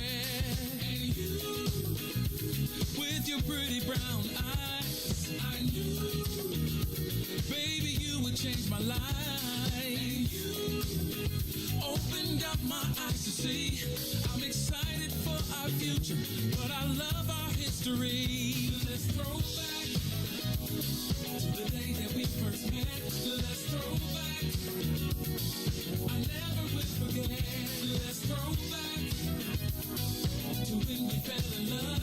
Let's throw back, babe. I wanna throw back, babe. Is it just me? Don't you miss those nights sexing on the beach, playing Isley Brothers in between the sheets? And Now we're taking flights from London to Belize. And we're popping bottles, endless shopping sprees. Still sexy as can be. I knew you're still the only one for me. Yeah. I'm feeling lucky as can be. I'm excited for our future, but I love our history. Yeah. To the day that we first met, let's throw back. I really wanna know. Let's throw back. Let's go back. Let's throw back. Let's go. I wanna go. Oh, come on now. We were making love to the first time we let's reminisce of the whip. Oh, making love. Come on now. Let's throw back. Oh, all I wanna do is throw it back. That's all I wanna do. Come on now. Let's throw back, babe. I wanna throw back, babe. Let's throw back, everybody. Let's throw back. If you love somebody, let's throw back. Talk about the love. You are listening to the Maze Jackson Show. I'm your host, Maze Jackson, talking to Ruthie and Todd. Y'all should really hear these off the record. Off the break conversations. It might be y'all be thinking we was having. You be thinking it's Wednesday or something. Like a behind the scenes special clip that you only show you. See, Reese, you young. We used to do that. So back in the old days, before we had our own studio, like basically all the equipment would be in the studio. And so people we wouldn't be connected to the sound. It would be like they just had to listen to the mic. So how we'd be like, oh, we ain't got the sound, the USB. It would just be a microphone in there, and it would just pick up everything in the room in the whole time. Then we got technologically advanced, but we couldn't figure out how to separate the on air. Because this used to be part, like all the people on the radio would hear, and then if you were watching us on Facebook Live, you would just hear everything else that was happening. So it's some history to this. It's some history, but we'll get you up to speed one day, Reese the Ruler. All right, it's the Maze Jackson Show. I'm your host, Maze Jackson. Todd, Stroger, Ruthie, Moore. So yesterday, I'm gonna tell y'all, I posted this post, and then I got a response because I was looking at the thing. So yesterday, I posted, honestly, I'm not sure who or what to believe regarding Corona and the variants. Regardless of the political ramifications and knowing we haven't reached herd immunity, it seems like we're on our own with this thing. Lollapalooza just confirmed that science is out the political window. I just saw this comment where somebody said, didn't Lala require proof of vaccination and negative test to attend? Your grocery store requires none of that, and you literally put your hands on fresh foods that others may eat over and over again. No, people don't eat the fresh fruit in the grocery store over and over again. What they do is they pick it up, they sort through it, and then as soon as I get to the house, even before COVID, we wash it off. I feel like I got trust issues. And I feel like the more they do things like Lala, they make the young people who... It's almost like... So I saw somebody... Tennille just mentioned the Greek weekend. Like over at Hayes Park. Shout out to the Men of Phi Beta Sigma. And... Because they put it down. That was the... I think it was OAS, Omicron Alpha Sigma. But anyway... I feel like the Lollapalooza just makes those events justifiable. If that makes sense. Like if you got 3,000 people at a venue and you just saw somebody do 180,000, you don't think you're going to be like, I'm good. No? Yes? Yes, no. In theory. Leave it to Ruthie. I mean, anything goes at this point. All right, so that's all I'm saying. So all I'm going to do, so I think the best thing we could do now is just agree to mask up everywhere, wash your hands, social distance where you can, and no Lollapalooza. Do you think the rest of the summertime Shy events will continue on? I do. That's a good one. I think they are. I think that I let me ask this. Do you think only the governor could probably stop him? Why you say only the governor could stop him? You don't think he could say, well, we made a different rule. Things are getting bad, so we're in stage 2 or whatever. Hey, Miss Camille, how you doing today? I don't think that the governor is going to shut down or require masks because I think he's got an election coming up. And I think that if he locks them down, the white folks are gonna go bananas everywhere else. I think black folks are still locked in on the mask and will stay. Are you masking up inside everywhere you go now? I never stopped. I don't think I ever stopped. Did you stop? I Ruthie? never stopped. It depends on where I'm at. I know. Ruthie be wearing a mask in on us. She'd be like, It really depends on where I'm at. I mean, who knows? Got it. All right. Who really knows? I mean, if I'm sitting at a restaurant table, then I'm taking my mask off because it's just, I'm not sitting with just anybody. Okay. I mean, it's just, I don't know. Some of it's just absurd. I called it theater yesterday. It's really just theater. What sense does it make if you to only be able to take your mask off to eat or drink? It's like, okay. Like, it's just theater. Well, they did a lot of studying and they say the virus, after 6.5, you be siding with them. After 6 feet, it dies. It's like, I can't make it that far. Then they just told us it was 20 feet. Okay, so this is the problem. Because they be talking about I got all of the stuff that they said that scared us into the house. And I'm just saying. And the last thing I got to ask. And because the COVID positivity rate is only really on tested people, right? Because if you don't have symptoms, you're not going to get a test. So it makes sense that you're right. The positivity rate is only because you went to get a test. So anybody who hasn't gotten a test can't be part of the positivity rate. Yeah, these numbers are very concerning. Ruthie is like, I told you, I've been telling y'all. I've been telling you about this data. This is what it's all about. Data manipulation. Data manipulation. Whew, okay, cool. I'm gonna have some kind of data though. I mean, hey. I mean, you know what to me the best measurement is that hospital occupancy rate. And people don't really talk. I've been hearing it I only hear about it when people talking about that it's very high or that they're getting over capacity, but that's really what you got to pay attention to, that occupancy rate of the hospitals. Well, that's because it's better now. No, I thought it was worse. I thought they were saying like, no, it's Austin, not. See how y'all hear different things? No, I don't hear different things. I literally talked to the hospital president of our hospital. We just had a meeting. It's much better. It's nothing like. No, but if you look in the news across the country, some hospitals are. Man, I ain't going to Florida or Texas. I ain't crazy. No, but you got to pay attention to that. Just like you got to pay attention to what's going on across the globe to see. Okay, that's about to come to America in about 2-3 more weeks. We're gonna be here, but also you got to pay attention to those hospital occupancy rates because. If, say, for example, if Indiana got a high occupancy rate, then Illinois might be next. So I think that's a better measurement because since all the construction workers and the police officers live in Indiana, and because that's where you got to go to save a little bit of money. You're right. That's true. No, but for real though, that's the number. If you got to pay attention to any numbers, look at that one. Hospital occupancy rate. So as long as you get a bed or a room, as long as you can get a bed and some oxygen or a respirator. Got it. Let me ask y'all a question. This is way off the subject.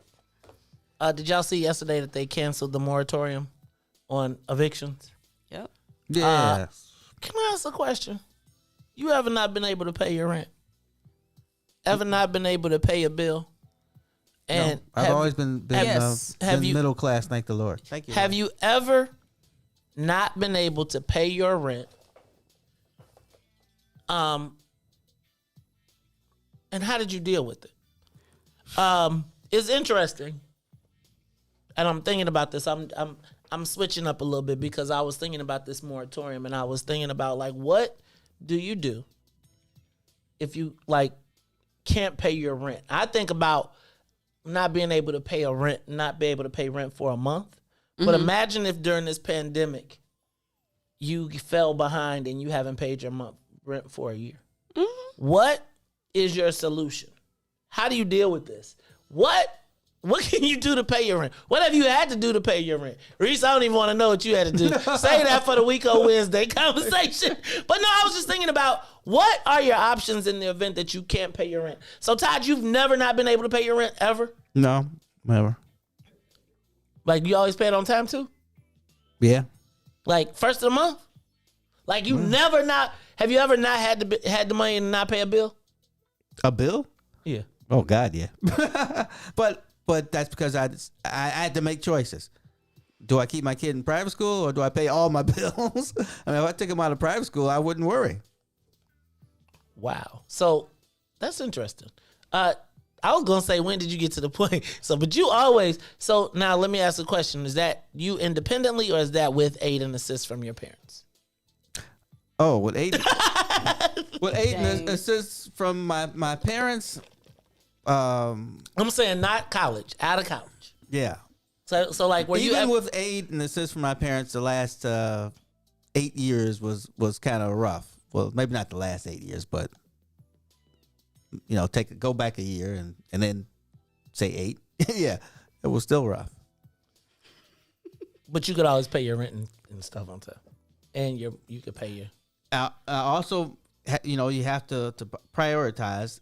And if there's one thing I didn't want to mess with, it was paying the mortgage. I was like, we going to have a house. What sacrifices are you willing to make in the process to pay your rent in that process?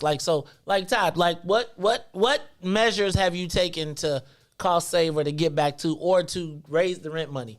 Let me go to, because I feel like, yeah, I have. I've been late. Shoot, I've been late on rent. Let me stop. Ruthie, have you ever been not able to pay your rent? Yeah. And you just got to prioritize. But I mean, I prioritize somewhere to live. you make sacrifices in other areas. Like what areas do you sacrifice in? Probably, I don't know, like maybe not paying a phone bill or like, what's some other bills? That was when you had a home phone, maybe. Now you have to pay that cell phone bill. No, you just start to learn what your grace periods are. And you start to learn that, okay, if I actually I can call and negotiate with these people. So you just learn how to manage. So when you couldn't pay rent, did you talk to the landlord? Like, or did you do you avoid them until you got it? Or do you be like, and then is there a time when you just be like, you know what, let me just start looking, let me play the numbers and start looking? Have you been in any of those spaces? It's been a long time since I couldn't pay my rent. Like, it's been a minute. You own your crib, you don't pay no rent, no way. I'm saying, so it's been you be like, Asia, where my money? Listen, it's been a minute, but I think that I've always prioritized like somewhere to live. So I would communicate. You just got to communicate. All you got to do is really communicate, for real, for real. That's the name of the game. Like, if people have been communicating throughout this pandemic, then it's like resources available to help. What makes people not communicate? You already know what makes people not communicate. What? Just why you got to keep good relations with people. Yeah, I'm with Ruthie. If I wasn't married and just single, I could have done a ton of things. Sleeping on people's floors. None of that stuff really bothers me. Well, now it does, because now that I'm older, my back hurts. But before then, I could do anything. It didn't matter. Okay, I can't wait to hear this one. Reese. You ever not been able to pay your rent? Who pay rent on time? Who does that? Wait, now do you pay a late fee or do you wait right up until the 10th? They just add my late fee already. So do you just calculate your rent? You count the late fee as part of your rent? Late fee already. I pay my rent early. I be like I'm good now. I'm like the 3 months ahead now. But like usually, nah. Like it was always like. But it's my girl really like she real late. Like, it be like sometimes I had a rent and I be like, all right, go pay it. I give it to her on the 1st. And then on the 4th, I be like, what the receipt? Oh, you know what? I forgot to take it on them. That's like that. That's why Reese be parking in the back still. Oh, yeah. Y'all should have seen the day Reese came. Boy, Reese was... the day Reese slept in the car, y'all. Oh, that was something. So, Reese, you have not paid your rent on time. So... the majority of the time, probably not. The majority not. Have you had a good relationship with your landlord? Has anybody ever been kicked out? Have you ever been kicked out? No, I never been kicked out. But you left before they was going. Have you ever? Let me stop. I'll let you. No, finish. I paid it, like it was never like crazy, like where either you pay it or you get out type stuff. It was just like I just do on the first and the third. I pay it like at the latest, like on the 7th or something. Oh, what's the latest? But I have had one time I lived with my sister. True story, and we was splitting rent. It was her and her guy. I got a knock on the door from the sheriff, and he handed me the thing. I'm like, what's this? I got a 10-day eviction notice. I'm like, that is false. I pay my rent. I had owed them like $8,000. Uh-oh. So I go to my sister. She said, oh, yeah, we ain't paid rent in 4 months. Oh, yeah. I go outside to get something to eat. Right hand to God, she moved out. Oh, man. Your sister? Her and that guy moved out. Wow. Is she still your sister? Yeah, right. We healing. He said, we healing? That might be a classic moment. Dang. All right, so I'm going to tell y'all. One time I didn't pay my rent in college, and I lived with a whole bunch of people. And so it's like, when a whole bunch of people pay their rent, right? Yours can be kind of not seen, right? Because if it's a big number, everybody piles theirs in.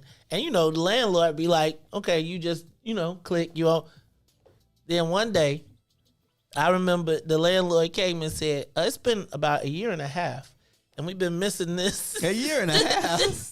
Well, because nobody said nothing, right? So it's like it's like you work at Subway, you making money, you get your little $400. Now, if you stack your $400 every week, you got the number. But if you don't, because it's Friday night and you got your check on the night of the union party, and then the bros coming in, the next thing you know, you at $50. But if ain't nobody said nothing on the first of the month, can I tell y'all? How much was it? I mean, a month. I think mine was maybe $800, $900 a month. But then once you do wait, you live in a house and you got to pay $800 a month? We had a 16-bedroom house. Dang, that still seems like a lot to me. It was a lot, but I tell you what, it was because it had room and board and the whole little it was like a package. Food? Yeah. Oh. And so I just remember having to come downstairs and all the people who had to move who had paid their rent. Oh Lord, you want to that wasn't a good meeting. I bet. Then you don't even want to go to frat meeting, right? Because you they gonna go. Then I'm gonna tell you one more time, right? So, because when I was in college, I had just money issues. Cause man, I had the you didn't have to pay tuition. I had to finance. Yeah, but my black parents drop you off at school with $100 and be like, have at it, right? Man, have a good time, son. right? They thought they was doing something too, right? Yeah. It used to be a time you get $100. That bad boy lasts you forever. First weekend in college, $100 is gone. Yeah, right. You blinked. What happened? I told y'all about the time when my teacher was also my landlord. Well, this doesn't sound good. All right, look, we got to say goodbye to everybody on WBGX 1570 AM. Tune in, though, because we got a really good conversation coming up at 8 o'clock. I was looking for Eric Mobley of New Era, Chicago. Kind of missed him, but we're going to go ahead and thank you all for joining us. Join us on the Maze Jackson page on Facebook or on the Maze Jackson channel on YouTube, on Periscope, or on Twitter. This is the Maze Jackson Show. So, y'all, like I was telling y'all, my landlord was also, this is how I failed bowling in college. Bowling? I failed bowling in college because my landlord was my bowling instructor, right? And so the way I used to survive in college was you got your financial aid, and then they also gave you $1,000 extra, after you paid all your bills, and then afterwards you got an extra $1,000. Now, when you live in the dorms and all your food is good and everything is paid for, $1,000, you can live the whole semester off $1,000. But when you move out the dorms and you got to pay your rent, that $1,000 is gone in 2 months, 3 months, right? And so while I was waiting on the money to come, I go to my class and I realize that the bowling instructor is the he ain't the owner of the building, but he's the building manager. He collects the rent, everybody. Australian guy. And he'd be like, "Miss, let me talk to you." Right? And he'd be like, he'd be like, you haven't paid your rent, whatever. He used his little accent because it was during the alligator crocodile dude days. Yeah. That movie just came on the other day, actually. So then, and your accent's awful. So, but you couldn't fail bowling unless you didn't come to class. That Makes sense. But if you missed 3 classes, you was done. Failed, yeah. Right? And my check didn't come for 2 months. So I missed 3 classes in the first month. Because you couldn't pay, so you couldn't go to class. Because I couldn't pay rent, and then, because it would be like, you go to class, but he'll be waiting for me after class. Like, he didn't say nothing to class. Then right after class, he'd be like, "Mace, can I talk to you?" And I'd be like, imagine walking in and you ain't paid the rent. So you got to sneak out the house, because you got to because he was at the door right before the way you get out the complex. So it's like I had to get out the door and then get past him and then get back in. And then if he knocked, and that check never came. Yeah. I have not paid some rent in my past. So I'm going to just tell y'all, I'm a little nervous for people right now. I wonder what y'all do. What did you do to make up your rent, Ruthie? Can I tell you what I did? Y'all want to know what I did? I'll tell y'all after the break. It's the Maze Jackson Show. We'll be back.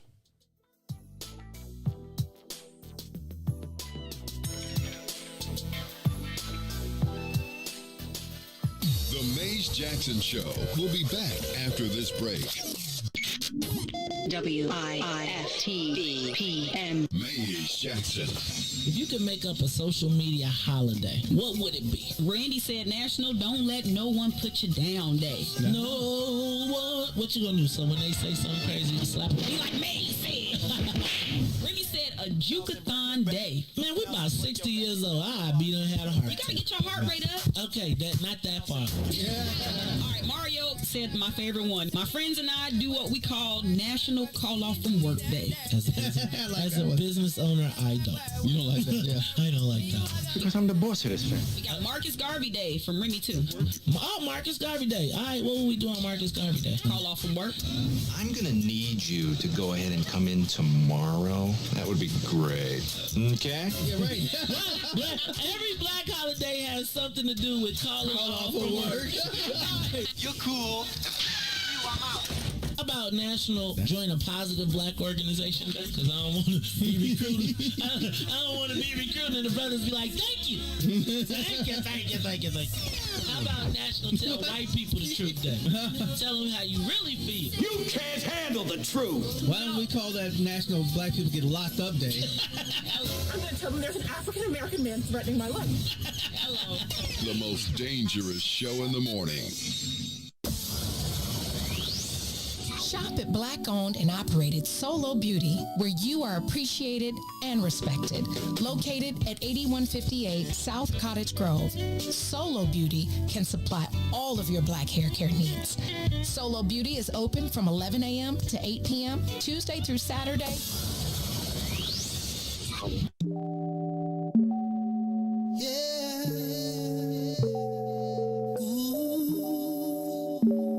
I miss your kiss.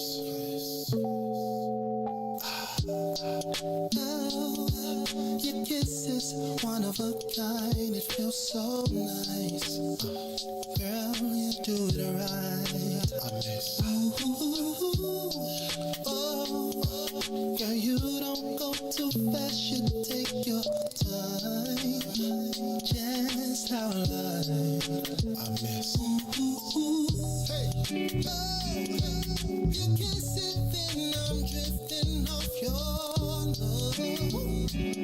Keeps me floating, girl. I miss. And ooh, it feels so good. I wanna come down. Girl, I'm missing that love. Come on. Ooh, babe, I'm missing all those kisses. Baby, bring those lips to me.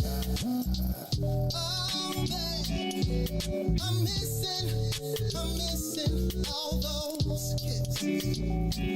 Baby, bring those lips to me. Come on.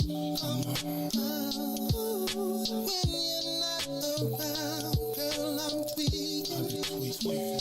I swear I'll be hearing things. And if I cannot have you, girl, I'm fiending. Oh, that's such a talent you bring. Yeah. Oh, one day is too long. If I can hold you in my arms, if I can find a real good love. Ooh, that kiss is a drug to me. Baby, your kiss is all I need. Come on. Ooh, it feels so good, baby. Oh, come on. Ooh, babe, I'm missing all those kisses. Baby, bring those lips to me. I miss it already, girl. I'm missing all those kisses. Baby, bring those lips to me. I miss it already, babe. I'm missing all those kisses. Baby, bring those lips to me. Oh, babe, I'm missing all those kisses. Baby, bring those lips to me.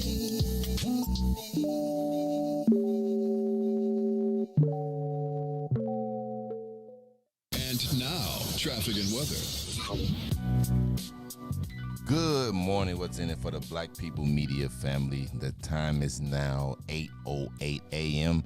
and I'm Reese the Ruler with your Chicagoland area sports weather and traffic update. In sports, Simone Biles made her return and closes out her 2020 Olympics with a bronze medal on the balance beam. While Team USA men basketball took on Spain last night, Kevin Durant scores 29 points and helped Team USA wins 95-81 and advance to the semifinals. Now on the traffic. On the Kennedy, O'Hare to the Loop will be 33 minutes, outbound to O'Hare 44. On the Eden, inbound from Deerfield to the Circle 40 minutes. From the Circle back out to Deerfield will be 47. Eisenhower, Thorndale to the Loop 47, back out to Thorndale will be 36. On the Stevenson, from I-355 to the Dan Ryan, 41 minutes, back out will be 43. Bishop Ford, I-80 to the Dan Ryan, 41 minutes. 29 minutes back out to I-80. Dan Ryan, 25 minutes to the Loop. 15 minutes just to 95th, though. DuSable Lakeshore Drive on the south end is 55th to Jackson is 9. Jackson to 55th will be 7 minutes. On the north side of things, Randolph to Bryn Mawr 8. Bryn Mawr to Randolph is 19. Today's weather, it is currently 70 and sunny. Today, expect a high of 79 and a low of 63. I'm Reese the Ruler. Now back to Maze, Todd, and Ruthie on the Maze Jackson Show.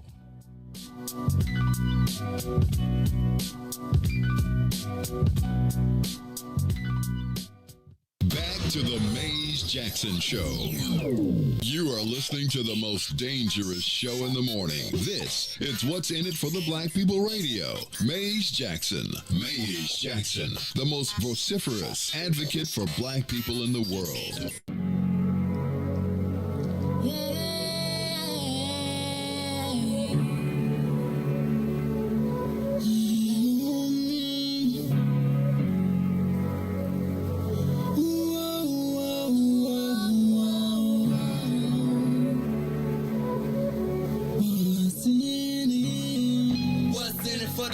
People, cause economically we are not equal. Waking up to lies, can't doze no more. I told y'all, yeah, this a dangerous show. Don't go to church if you ain't trying to help us. Don't even try to be around and can't protect us. We see the lies, not other politicians. We need money and no symbolism. It's Maze, it's Sonia, and Ruthie, and Todd, explaining how we all come from God, giving us tools to beat the odds. If we united, our movement gon' stop. If they ain't tryna help us, they ain't tryna do nothing. We gotta do something, we gotta stop running. It's time to confront the problem. Really, you expect your oppressed to solve them.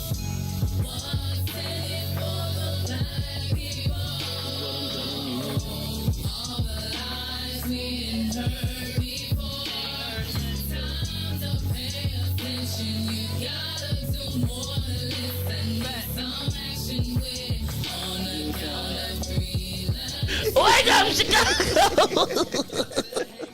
Wake up, world. This Maze is the went Maze off the rails, Jackson. and then Ruthie's like, "Oh my gosh."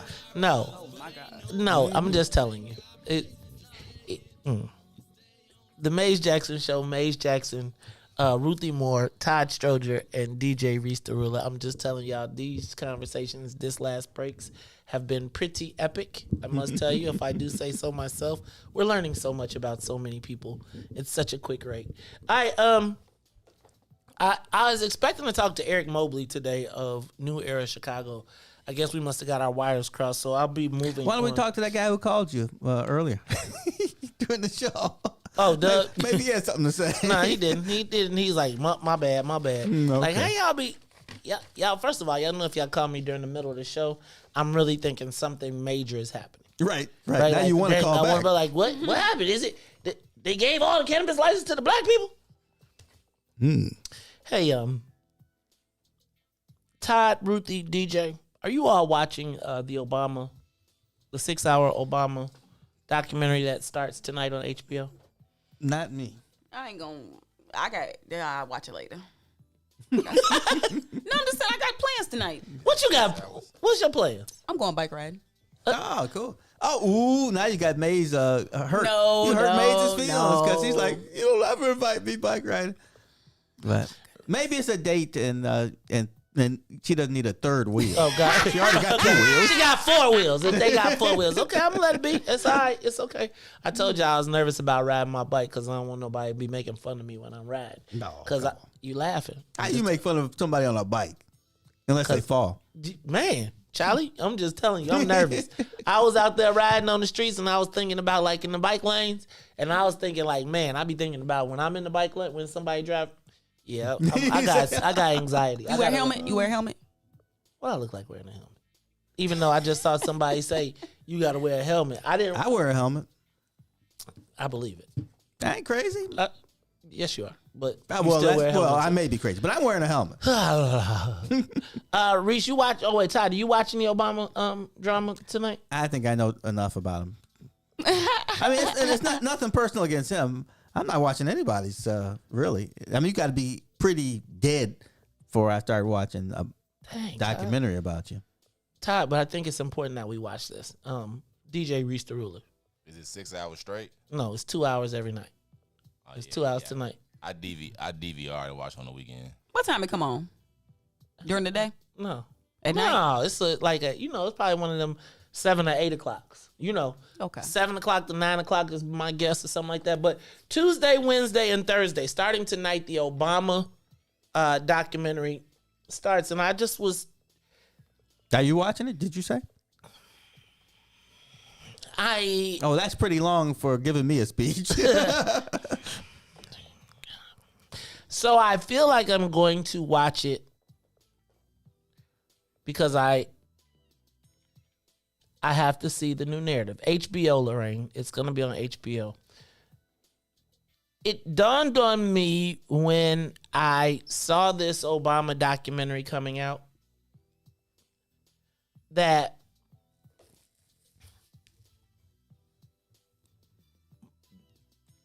there really is a new Chicago. Oh, yeah. There is a new Illinois. There is a new Chicago. And I have been grasping on to a dinosaur. I think tonight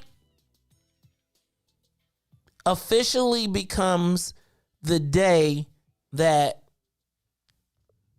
Illinois and Chicago, particularly in Illinois politics, transfer from the lens of being viewed through the lens of the Daily Washington Daily era. And I link those all together, the Daily Washington Daily era, because they were all interconnected and integral to the definition of Chicago as we know it. The machine, the transfer of the machine, the rebuilding of the machine, and the demise of the black place. Reese, what am I hearing underneath this? It's like, is anybody else hearing it? I don't hear it. You heard? Yeah, I think it's coming from in there. Okay. I think you're just listening to it out loud. Oh, okay. You got to turn the volume down on your things because I can hear them. Anyway, so I'm going to talk about this from the standpoint, I'm not really tripping on Obama today. This isn't an Obama bash or whatever. What it is the recognition that the eyesight or the perspective or the view through which I saw or came up in Illinois politics is no longer the reality, and that the next generation of politicians, political operatives, that whole realm is the outgrowth not of the Chicago that I knew, but the outgrowth of the Chicago post-Obama. I think... Okay, I do hear that. I mean, it's like loud. Do you got the sound on it now? Is this, I wonder, is it on this one? Because it is like super loud. It's gone. It's gone because... Okay, so maybe it's me. So I'm going to say, Todd, every time we've talked, and when we talk about Chicago politics, I have always viewed it through the eyes of, and I think I came into it at the end of the Roman Empire, right? Where it was like all of the gladiators of the past were still living, roaming, moving around the space, but they no longer had they were past warriors. And so now I think when we watch tonight, and I think what you're seeing happen today is the transfer of Chicago away from the era of the machine politician to Chicago becoming the birthplace of the liberal, white, because it's always white. Well, but it's just different white folks. But it's the blend, right? To me, President Obama will redefine the lens through which Chicago is viewed. I get that. I no longer believe that we are viewed as the, middle class, working machine politician type of place. It is now the birthplace of liberal blended politics that really that features the black face but mutes the black voice. Well said. See, during the daily Washington Daily era, black people were the dominant political force, even though they didn't necessarily recognize their power. There was a desire to, I won't say cater, but placate the black Chicagoans, black politicians in Illinois, the black electorate in Illinois, because placating that black electorate kept us placid, kept us not ready to fight, war, take, because they kind of smoothed everybody out. But they also knew that we were the dominant population. So we were placated. That is why some people, like if you get outside of this bubble of like the mad black people, outside of that, people will tell you that they enjoyed the Daily Era, right? Right. If there was enough noise on the outside, they would be like, okay, we got to give them another 0.3%. And okay, let's keep moving. Exactly. Like they knew that there was at least The old man daily was like a chicken in every pot, right? And let me take care of the preachers and do all the stuff. I don't have to give them the economic value because they really don't know about what's going on up here. But if they can live a solid middle class life, or go to work, do their thing, we can keep them. Because literally, to be honest with you, that was what the majority of white people had, that solid middle class life. Most of them, they didn't know. Excuse me, they didn't know any of the rich people. Right. And so as long as you got a city job or had a good job, and that's why Chatham and those places, it's funny, I used to talk to Bill Daley, and Bill Daley would be like, man, they used to brag. We have the most solid black middle class in the country, in a city. I mean, you look around during our era and the black people were middle class, was the largest black middle class in any metropolitan area that you could think of. I don't know if I could push back on that besides Atlanta, but what I will say is that in spite of everything that everybody talks about, if you were operating within the, I don't want to say within the system, because that's not it. But if you were an average everyday Chicagoan, you had an opportunity to participate. Right. I could name so many people who were bus drivers or, worked somewhere in the city or the state and went on to be like, doctors and lawyers. Or went on to work at those places, retire, get a pension, right, and then be able to put their kids through college and do all of those things. And that, to me, as a manager or supervisor. So exactly, there was a path. Yeah. In this new Chicago that exists, for Chicagoans, there was a path. I often see now in Chicago, amongst black Chicagoans, frustration and desperation. Whereas people from outside of the city see it as an opportunity of land of it's like the land of milk and honey. Where they look at Chicago and say, man, I can go there, pitch my tent, and go. It's like almost like a mini New York for some people. Oh, yeah. Right? Where people can come to Chicago if you're not from here. And you think about this right now. We're the New York of the Midwest, in a way. And I would say, think about Rahm and courting us as a global city. Yeah. And really that whole rebranding. And now even as we talk about Lollapalooza, Salim talked about the international credibility that Lollapalooza brings to the country, right? All of those things, the company's relocating here. But now at this point when Chicago is on the rise, it is on the rise without really the native black Chicagoans. Right. The rise is now no longer, the concern is no longer black Chicagoans as the priority. The concern is now there is a new, it's almost like we peaked at opposite times.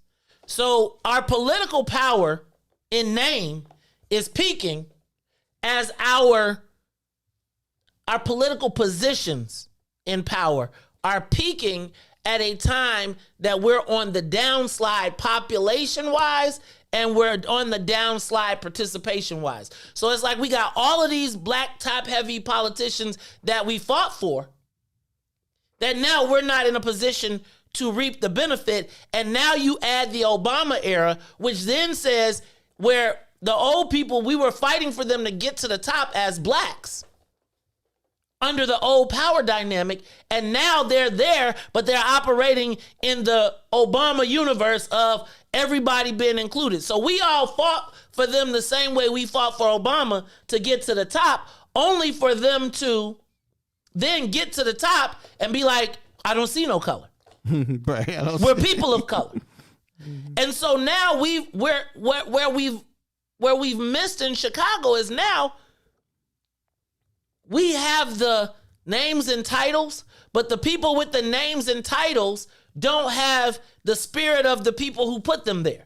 Right. They are now saying that the way you win is not to be down with black folks in a black area, it's to court all of these other groups and build this coalition. Because quite frankly, There isn't any power in the black political apparatus that we sort of believed in. So now I'm mad at all these politicians that have come up, these young people that are of the Obama ilk, because they like, man, I got a relationship with the gay community. I got a relationship with the labor. I got a relationship. So now their sole focus is no longer the upliftment of black folks, even though black folks are electing them with the mentality of the soul upliftment, which is why once they get to the top, the first thing they're doing is looking to figure out how they can be inclusive to the LGBT community and how they can be friends to the immigrant community, the undocumented community. And I think we are tonight going to see in this documentary the way that the world changed. Like, I feel like President Obama opened up the floodgates for people outside, and I'm going to say opened up the floodgates, but he opened up an era that basically killed our past. If you think about it, President Obama was very much against the old political system, right? He completely went around the Strogers and all of the, because again, we looked at those as the people that were the old politicians remind me of Eugene Sawyer in the Eugene Sawyer and Tim Evans kind of battle, where we all loved the whole idea of this light-skinned, well-spoken, well-dressed, make us feel good type of person. Independent, not tied to those people. But the reality is his tie was to the white folks that put him in place. So at the end, while we got what we asked for, it's like it turned out to be the poison pill, because all of the Negroes that he went around that when we wasn't with, right? Let's just go to the John Strogers and the people like that.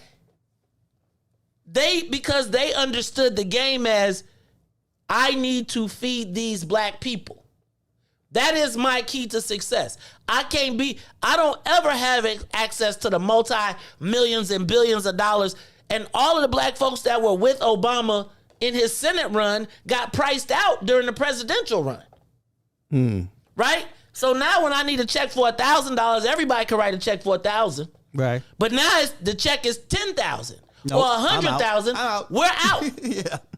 And so now we've elevated this guy into a space with all of the white folks where they've convinced him people of color. And right now, everybody that we are electing in Chicago now is of that ilk. So when you think about our young politicians and our young black folks, they're not black focused. They are soon going and trying to build coalitions because they're not able to rely on the people from our community to make it happen. It's interesting that we're frozen. Oh, go ahead. It's interesting that this came up because I told you we had a meeting with a state rep the other day, and I was talking about my past, and I was like, I think I know somebody from your area, and his name is such and such, and I got the name wrong, and everything I say makes me sound like I'm 70, right, or 80. He's like, he been gone. He's like, why do you sound so old? He said that to you? Yeah, or no, he said, why do you sound so old? Because you're not that old. And I'm like, but I feel old because in political years, when I'm 7, my dad's elected, and I've been going to the county. I went to the county from the age of 7 all the way till the age of 48, something like that. Met a ton of people in my life. Even if you meet somebody once or just once a year, man, that adds up. So I've met all these people. I can't remember half of their names, but like you're saying, Maze. So at the village, I made a outlook group, and I call it the Wild Bunch. And it's not really accurate because I'm really the only member of the Wild Bunch. So the Wild Bunch, you probably haven't seen it because it's a Western and young people don't watch Westerns. But it was a Western about how the West was changing. I seen Wild Wild West. No, that's different. This is Sam Peckinpah's Wild Bunch. So I was like, at the time I saw it, I was probably like 6 or 7, but it stayed with me forever. It's the West is changing. The old cowboys have their own kind of code. Even though these guys are outlaws, they still have some kind of rules within the group. But the cowboy is out.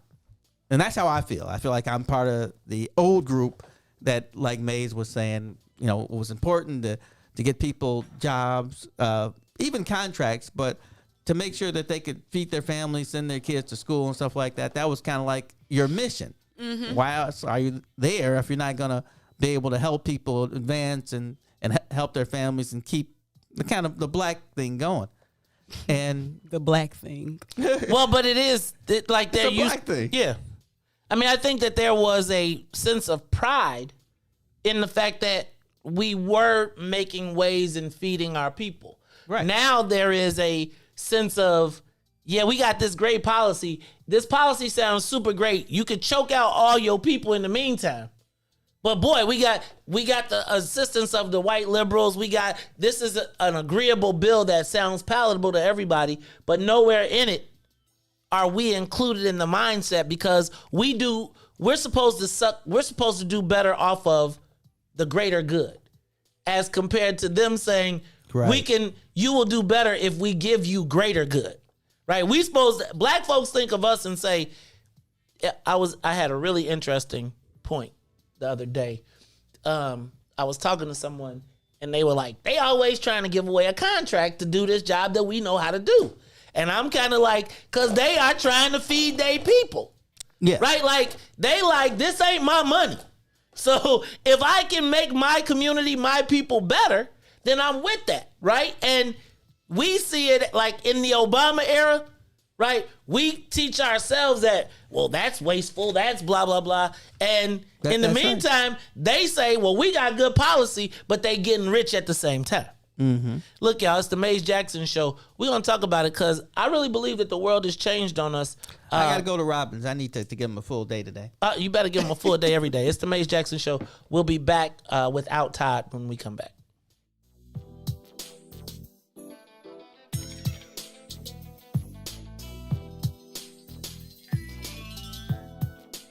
The Mays Jackson Show will be back after this break. WIIFTBPM.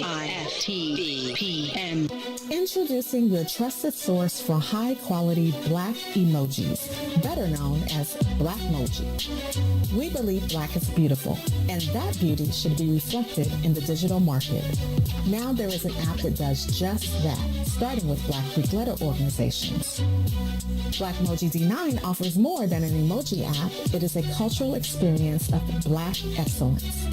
Download the app in the Apple or Google Play Store to access a specially curated catalog of emojis representing the Divine Nine.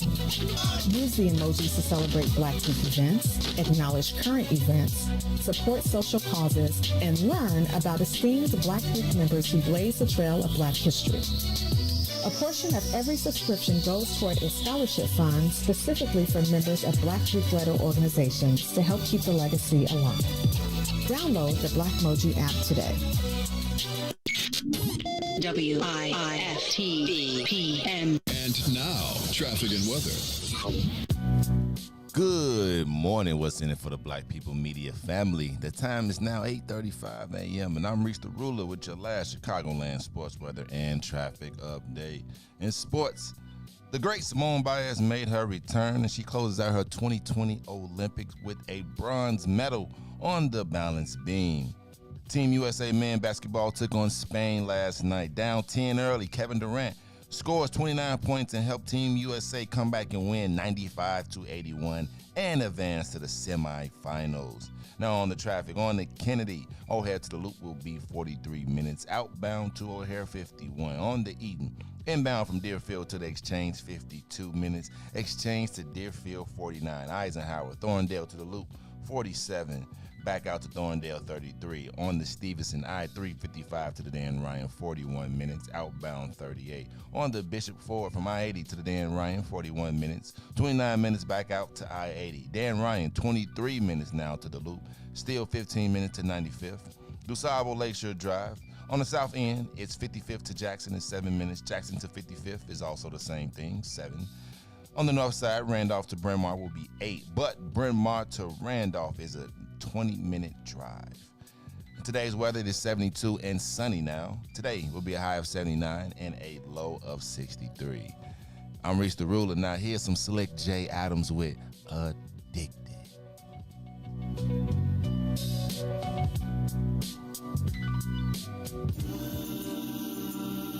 Oh, baby. I mean, I know that you're here with me and everything, but since you just left a few hours ago, I've just been going crazy. And I done come to realize one thing.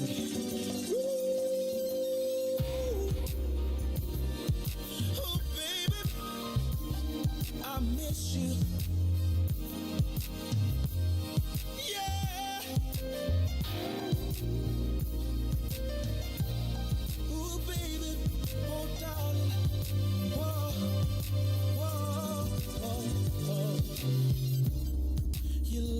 Must be some kind of drug, baby, 'cause it just keeps on calling me, and I just need a hit of your love. It's got me shaking and feeling for your touch. Baby, of you I can't get enough. It feels like I done OD'd on you, babe. I'm addicted for you. Can't stop loving 'cause I can't get enough of you, babe. 'Cause I'm so addicted to you. This must be love. 'Cause I can't get enough of your loving. I'm so addicted. You are tuned in to the Maze Jackson Show. I'm your host, Maze Jackson. Got my co-host, Ruthie Moore. Todd dipped out. He dipped out on us, Ruthie. That's why next week, you know what? Next time he come in here, he's sitting over there. You switch over there tomorrow. Just move out. We gonna move his stuff. He gonna come in. He gonna be like, you ever came somewhere and somebody moved your stuff? Yes. And how did you react? I don't like people touching my stuff. Ruthie, that's me too. Can I tell you something? I will. This is probably outside of your era, but you know, I'm the type of dude that if I bought a newspaper, I would buy 2. Okay, just so don't touch mine. Don't touch mine. Don't turn the page. It's like I'm giving it back to you. Like I want my stuff fresh, cracked. I want to crack it myself. Don't tell me that your fold. I want to put the first fold in my paper if I pay for it. I ain't that serious. And if you ask, I'll probably let you use it. I'd be like, that's what I bought the extra one for. Don't touch mine. Yeah. It's certain stuff I don't like people. Yeah. Don't touch my hair. Don't touch your hair? No, you can ask. And then what'd you say? Depends on who you is. Who you let touch? It depends on who asks. Who we like? Like, hi, Ruthie. Mostly young people. Ruthie. Did I tell you about the time I went to the grocery store and the white lady, the little kid was chasing me around trying to find, Mommy, I don't see it. And she's like, come here. And then it was like, the kid thought I had a tail. Oh. Because you was black? Uh-huh. Mommy, I don't see his tail. I was like, your mama. Oh, wow. I said, your mama. You know, I give it to a little racist white kid too. You better get your little racist kid away from me, because I will. Mom, you be like, my cousin will get you. All right, hey Ruthie. I'm gonna tell you, this last couple of weeks, I really recognize that I have to start to view the world from a different perspective. I do think that I am looking at the world through an old set of lenses, and things have completely changed. I think the Obama generation is here now. I think that the way that I have thought of politics, being from Illinois, is really not the reality. And I keep getting mad, not mad, but I keep saying, how do these people keep getting these spots? Because, Ruthie, you know what they have done? They have escaped the chains of their mind. They have escaped the chains of the past, hoping that the political landscape and the political gods will come and save you. That nobody is anymore trying to follow the path through, I'm going to be a loyal soldier and I'm going to do all the things and they be like, yo, I could circulate petitions and I can get out here and I can knock and I can use these platforms and get my media out. My concern, though, is that as this happens, see, Ruthie, I feel like the way I learn politics is it's really the whole reason you become a politician is to feed your people. Like, really. Like, I understand the policies and all that stuff, but within the realm of that, I was always taught that you're supposed to take care of your people. Like, your success as a politician, you know how Jay be like, we don't judge success, but we judge success by how many people you brought with you. That is the mentality that when you look at Mike Madigan and you see all of the stuff that they did, they always thought in every bit of government, how can they use this money that is not theirs to enrich their friends, family, etc. Also, though, creating a level of loyalty, right? Because if you feeding me, right, and I can do well off of all of these different things, then, and I probably figure like my biggest frustration in the whole political system was to see it work for white folks and not see it work for black folks. Because I'll be honest with you. If I wasn't mad at the Illinois political system per se, the way it operated, I was mad at the fact that we didn't get to participate the way the white boys did. Knowing the votes and knowing that we empowered, knowing that these white folks knew that they could not make billions of dollars without our votes. The only thing that I wanted to see happen out of that was for us to eat too. I don't know that I necessarily wanted to blow up the whole political system. Right? Now, I'm going to say that same political system, though, probably did need to blow up because we weren't included in it. It's like we had the illusion of inclusion. So it's like they invite you to the event and we could all get a table at the speaker's joint and we could pay our money, but everybody else had a table that they paid $10,000 for because they made $100 million. And we would be happy to be at the place because they invited us. Like, we get to be at the table. And now that the largesse isn't the issue for black folks, it's like, I don't know how we come up. Do you know what I mean? Like, because I feel like, well, we know wealth is legislated. And wealth will continue to be legislated. But the more black elected officials start to put themselves as Obamas, as compared to Bill Dawson's, as compared to Harold Washington's, as more Obama becomes the model, the less inclusion black folks will have, even though we may get the titles. We may become policy experts, but nowhere in it does it equate to us participating at the level where he's at, right? And the thing that makes me, it's funny. Remember how I think me and Reese both laugh on this thing. When I say black people don't mind you doing well, they just don't want you to do as well as me. You think about Obama. How many black people, besides being cool, sexy, rap, hip-hop stars, became billionaires or multimillionaires so that they can participate at the level that all these people going to be at Obama's joint? Because let me tell you how it works when you go to these joints. All the black people, all the white people want to see the black people. You know why? Why?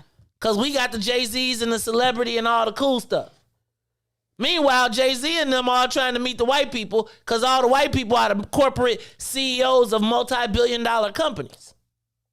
So our sexy, cool people who are already kind of rich and, the flash in the pan. But you got to ask yourself,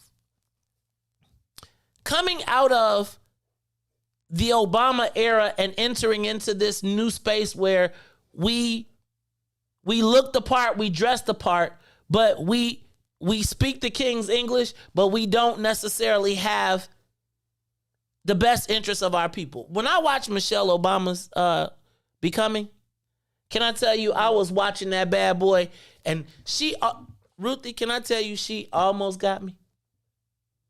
You know when she lost me, though? When? Remember when President Obama sang Amazing Grace? Mm-hmm. That was the day that they buried the Charleston Nine. And she said that she almost forgot about the Charleston 9 burial because it was also the same day that they passed the legalization of gay marriage. And it was the epitome of our experience with the new era of black politician that's modeled after Obama, which is we celebrate, even as think about this, the same day that they buried the Charleston Nine, Dylann Roof walked into a church, shot and murdered 9 praying black people. They're having the funeral. President Obama breaks out Amazing Grace. He's on the plane back home that night, and they forgot about that pain and suffering because they were so excited that they had to run outside and be a part of the fireworks and the liberation of the ability for the gay community to be married. And to me, that encapsulated where we are right now. We had 9 people buried, murdered, dead by a white supremacist, even as the highest and the most visible black person sang Amazing Grace. And they forgot all about that within 6 hours because they were more excited about the growth of the ability of the LGBT community to be married. That, to me, is where we sit right now in this space politically. You making faces at me. What did I do? No, I mean, it's just symbolism. That's why Obama was able to sing that, and some people, it soothed some people while it enraged other people. And depending on how you responded to Obama singing, probably could say a lot about your, like, currently, like, where you are in terms of your, if you sleep or if you woke, in the sense. And I hate to use that such a cliche, thing, but the first president that I got to vote for was Obama. So that was like a huge deal to me to be able to see, a black person become president. I remember being in D.C. and it was like, my president is black. Yeah. My president, man, I got off the plane, I was feeling away. I mean, so it kind of gave us renewed hope, change, all of the words, because we've been disenfranchised for so long. And so he was able to ride that wave in the same way Lori Lightfoot was able to ride that wave of discontent in. And a big part of that discontent is the way that the system was set up.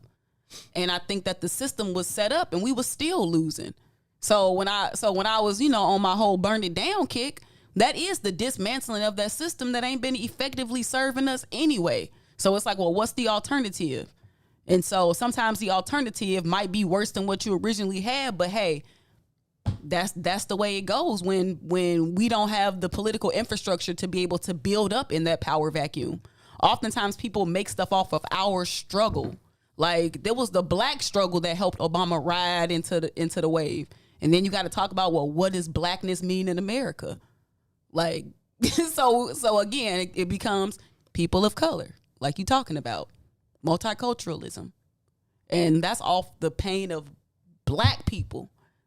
Civil rights, that's off the pain of black people. Gay rights, that's off the pain of black people. So I hear what you're saying. But again, I still don't think the Chicago way was really working for us. Now, what should be in its place? Who knows? So I'm with you. Like, that's the part. The part that I feel like always happens is when we get the ball, they done took all the juice out of it. Like, when we finally get the fruit, it's like the vampire done sucked all the sweetness out of it. Because the difference between getting something and taking something. If I give you something, then you still beholden to me. But if you take it, then it's yours. And we got to stop letting people give us stuff. Whew. Man, Charlie. Well, we be down so bad. We just be seeking access oftentimes. And they get us with that symbolism and access. And it's like, and then. And you know what the thing that Obama got working for him? Come on, Ruthie, talk to me. It is his ability to galvanize young people and his focus on young people. That's the next 10, 20 years right there. And we sleep at the wheel. We sleep at the wheel. Because that's a whole nother level of indoctrination that we ain't even really peeping.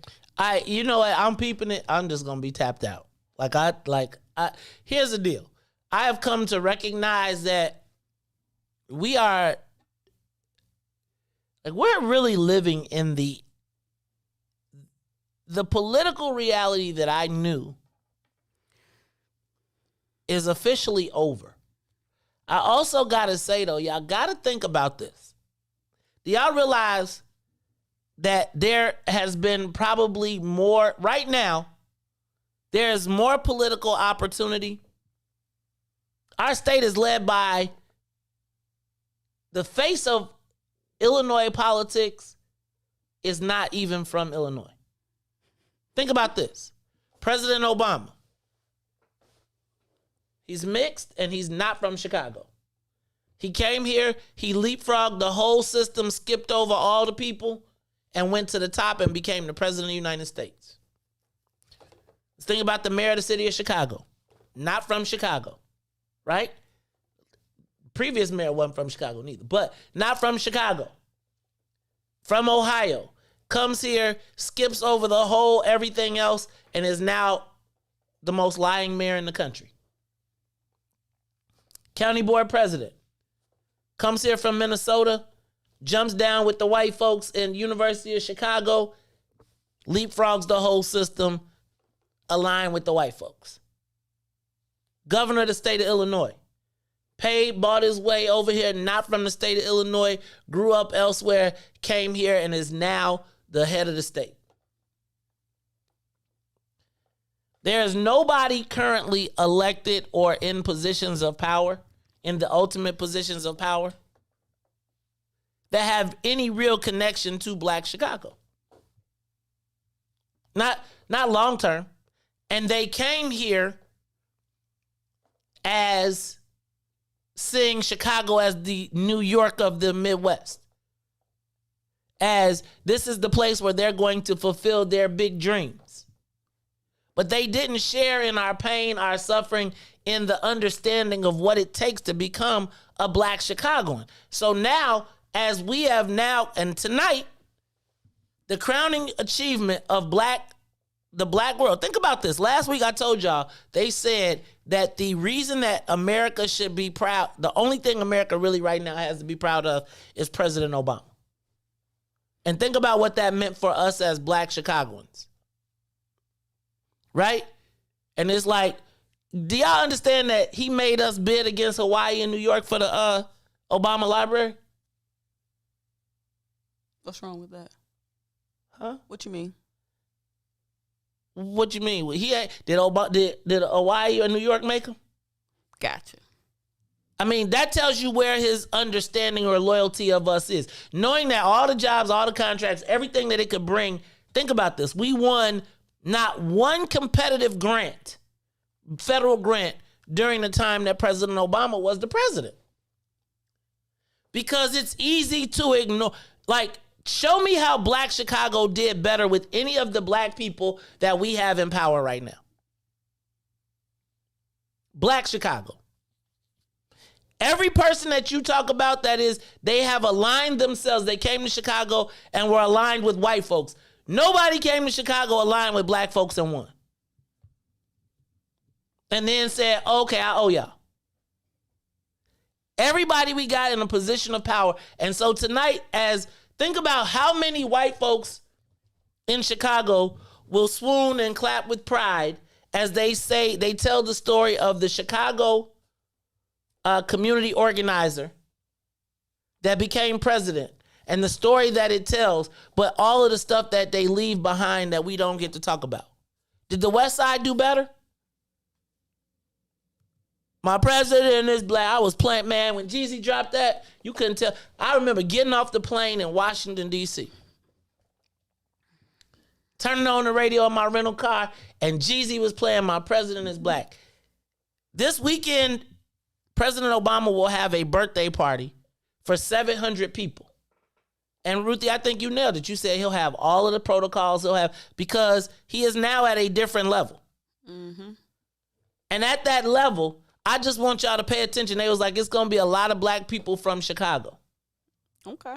But how many millionaires from Chicago? Right? Like, we get invited to the party. We can come to... I'm not... Reese, how I go? You can be as... We want you to do good. You just can't do as good as me. How many black multimillionaires will be at the party? Or will we be talking to the CEO of Twitter and Facebook and...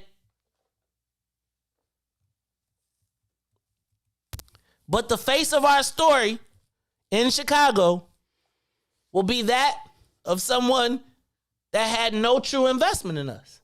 We were a step stool. And if you think about black Chicago, every single person has leveraged us. That's black America.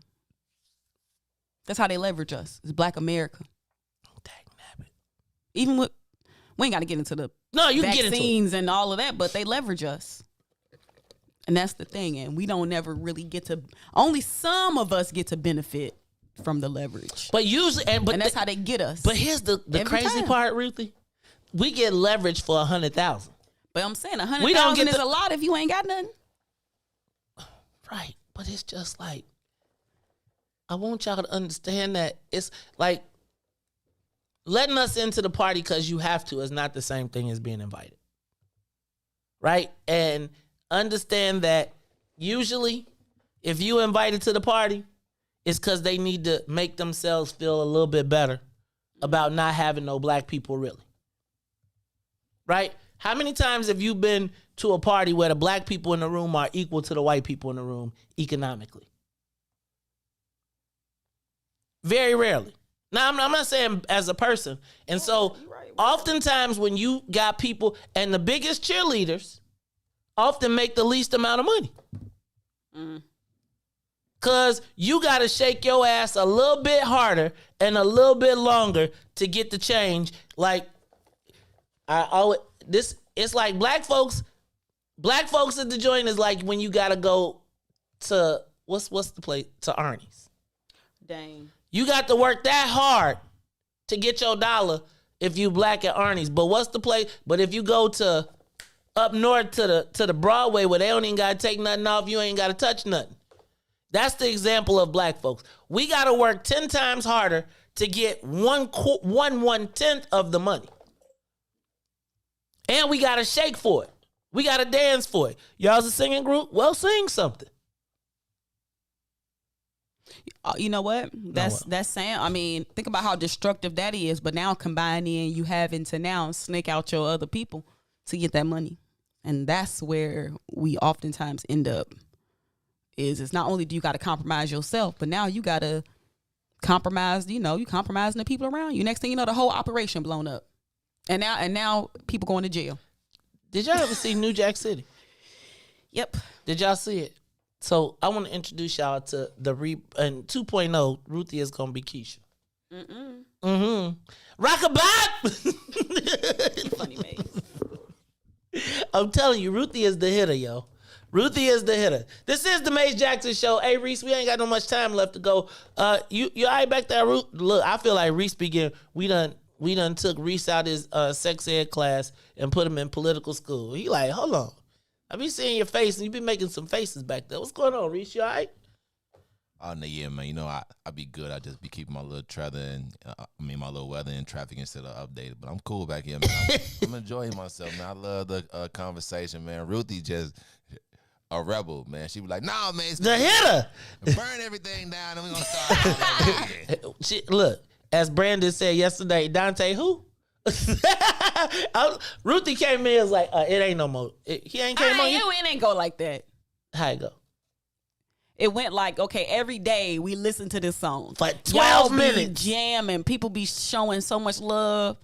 And I kept hearing somebody say, man, we didn't ask them to come in and lie. He's still talking about do. Literally, I heard that about 3 times. So I said, well, you know what? Let's just stop hyping this up then. And you got to celebrate the people that celebrate you. Hype up the people that hype you up. We ain't asking for too much. And I feel like if you ain't asking for too much and somebody can't deliver, then that's disrespectful. Ruthie Mo.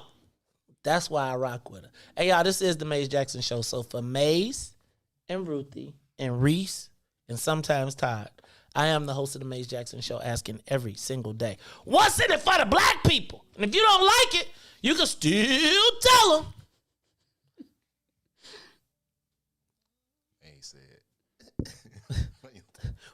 He said, we out of here. I'm getting tattoos right here. When I come back next week, it's gonna be. Do I get them straight up and down or do I get them sideways? Nah, straight up and down. They're like, man, said. Yeah, I'm gonna give me some guns. Then I'm gonna be like this, and then it's gonna be like your mama. Anyway, it's your Maze Jackson Show. Y'all, we'll check y'all out tomorrow. It is Hump Day. Look, y'all, I'm going for 2 weeks in a row. Ruthie Mo with a smile in the morning. We'll talk to y'all tomorrow. Peace. Oh no, I never had an interest in us until I met you. And I don't know if it's real or is it just a phase I'll go through. But I feel that it's true. We don't need no labels, babe.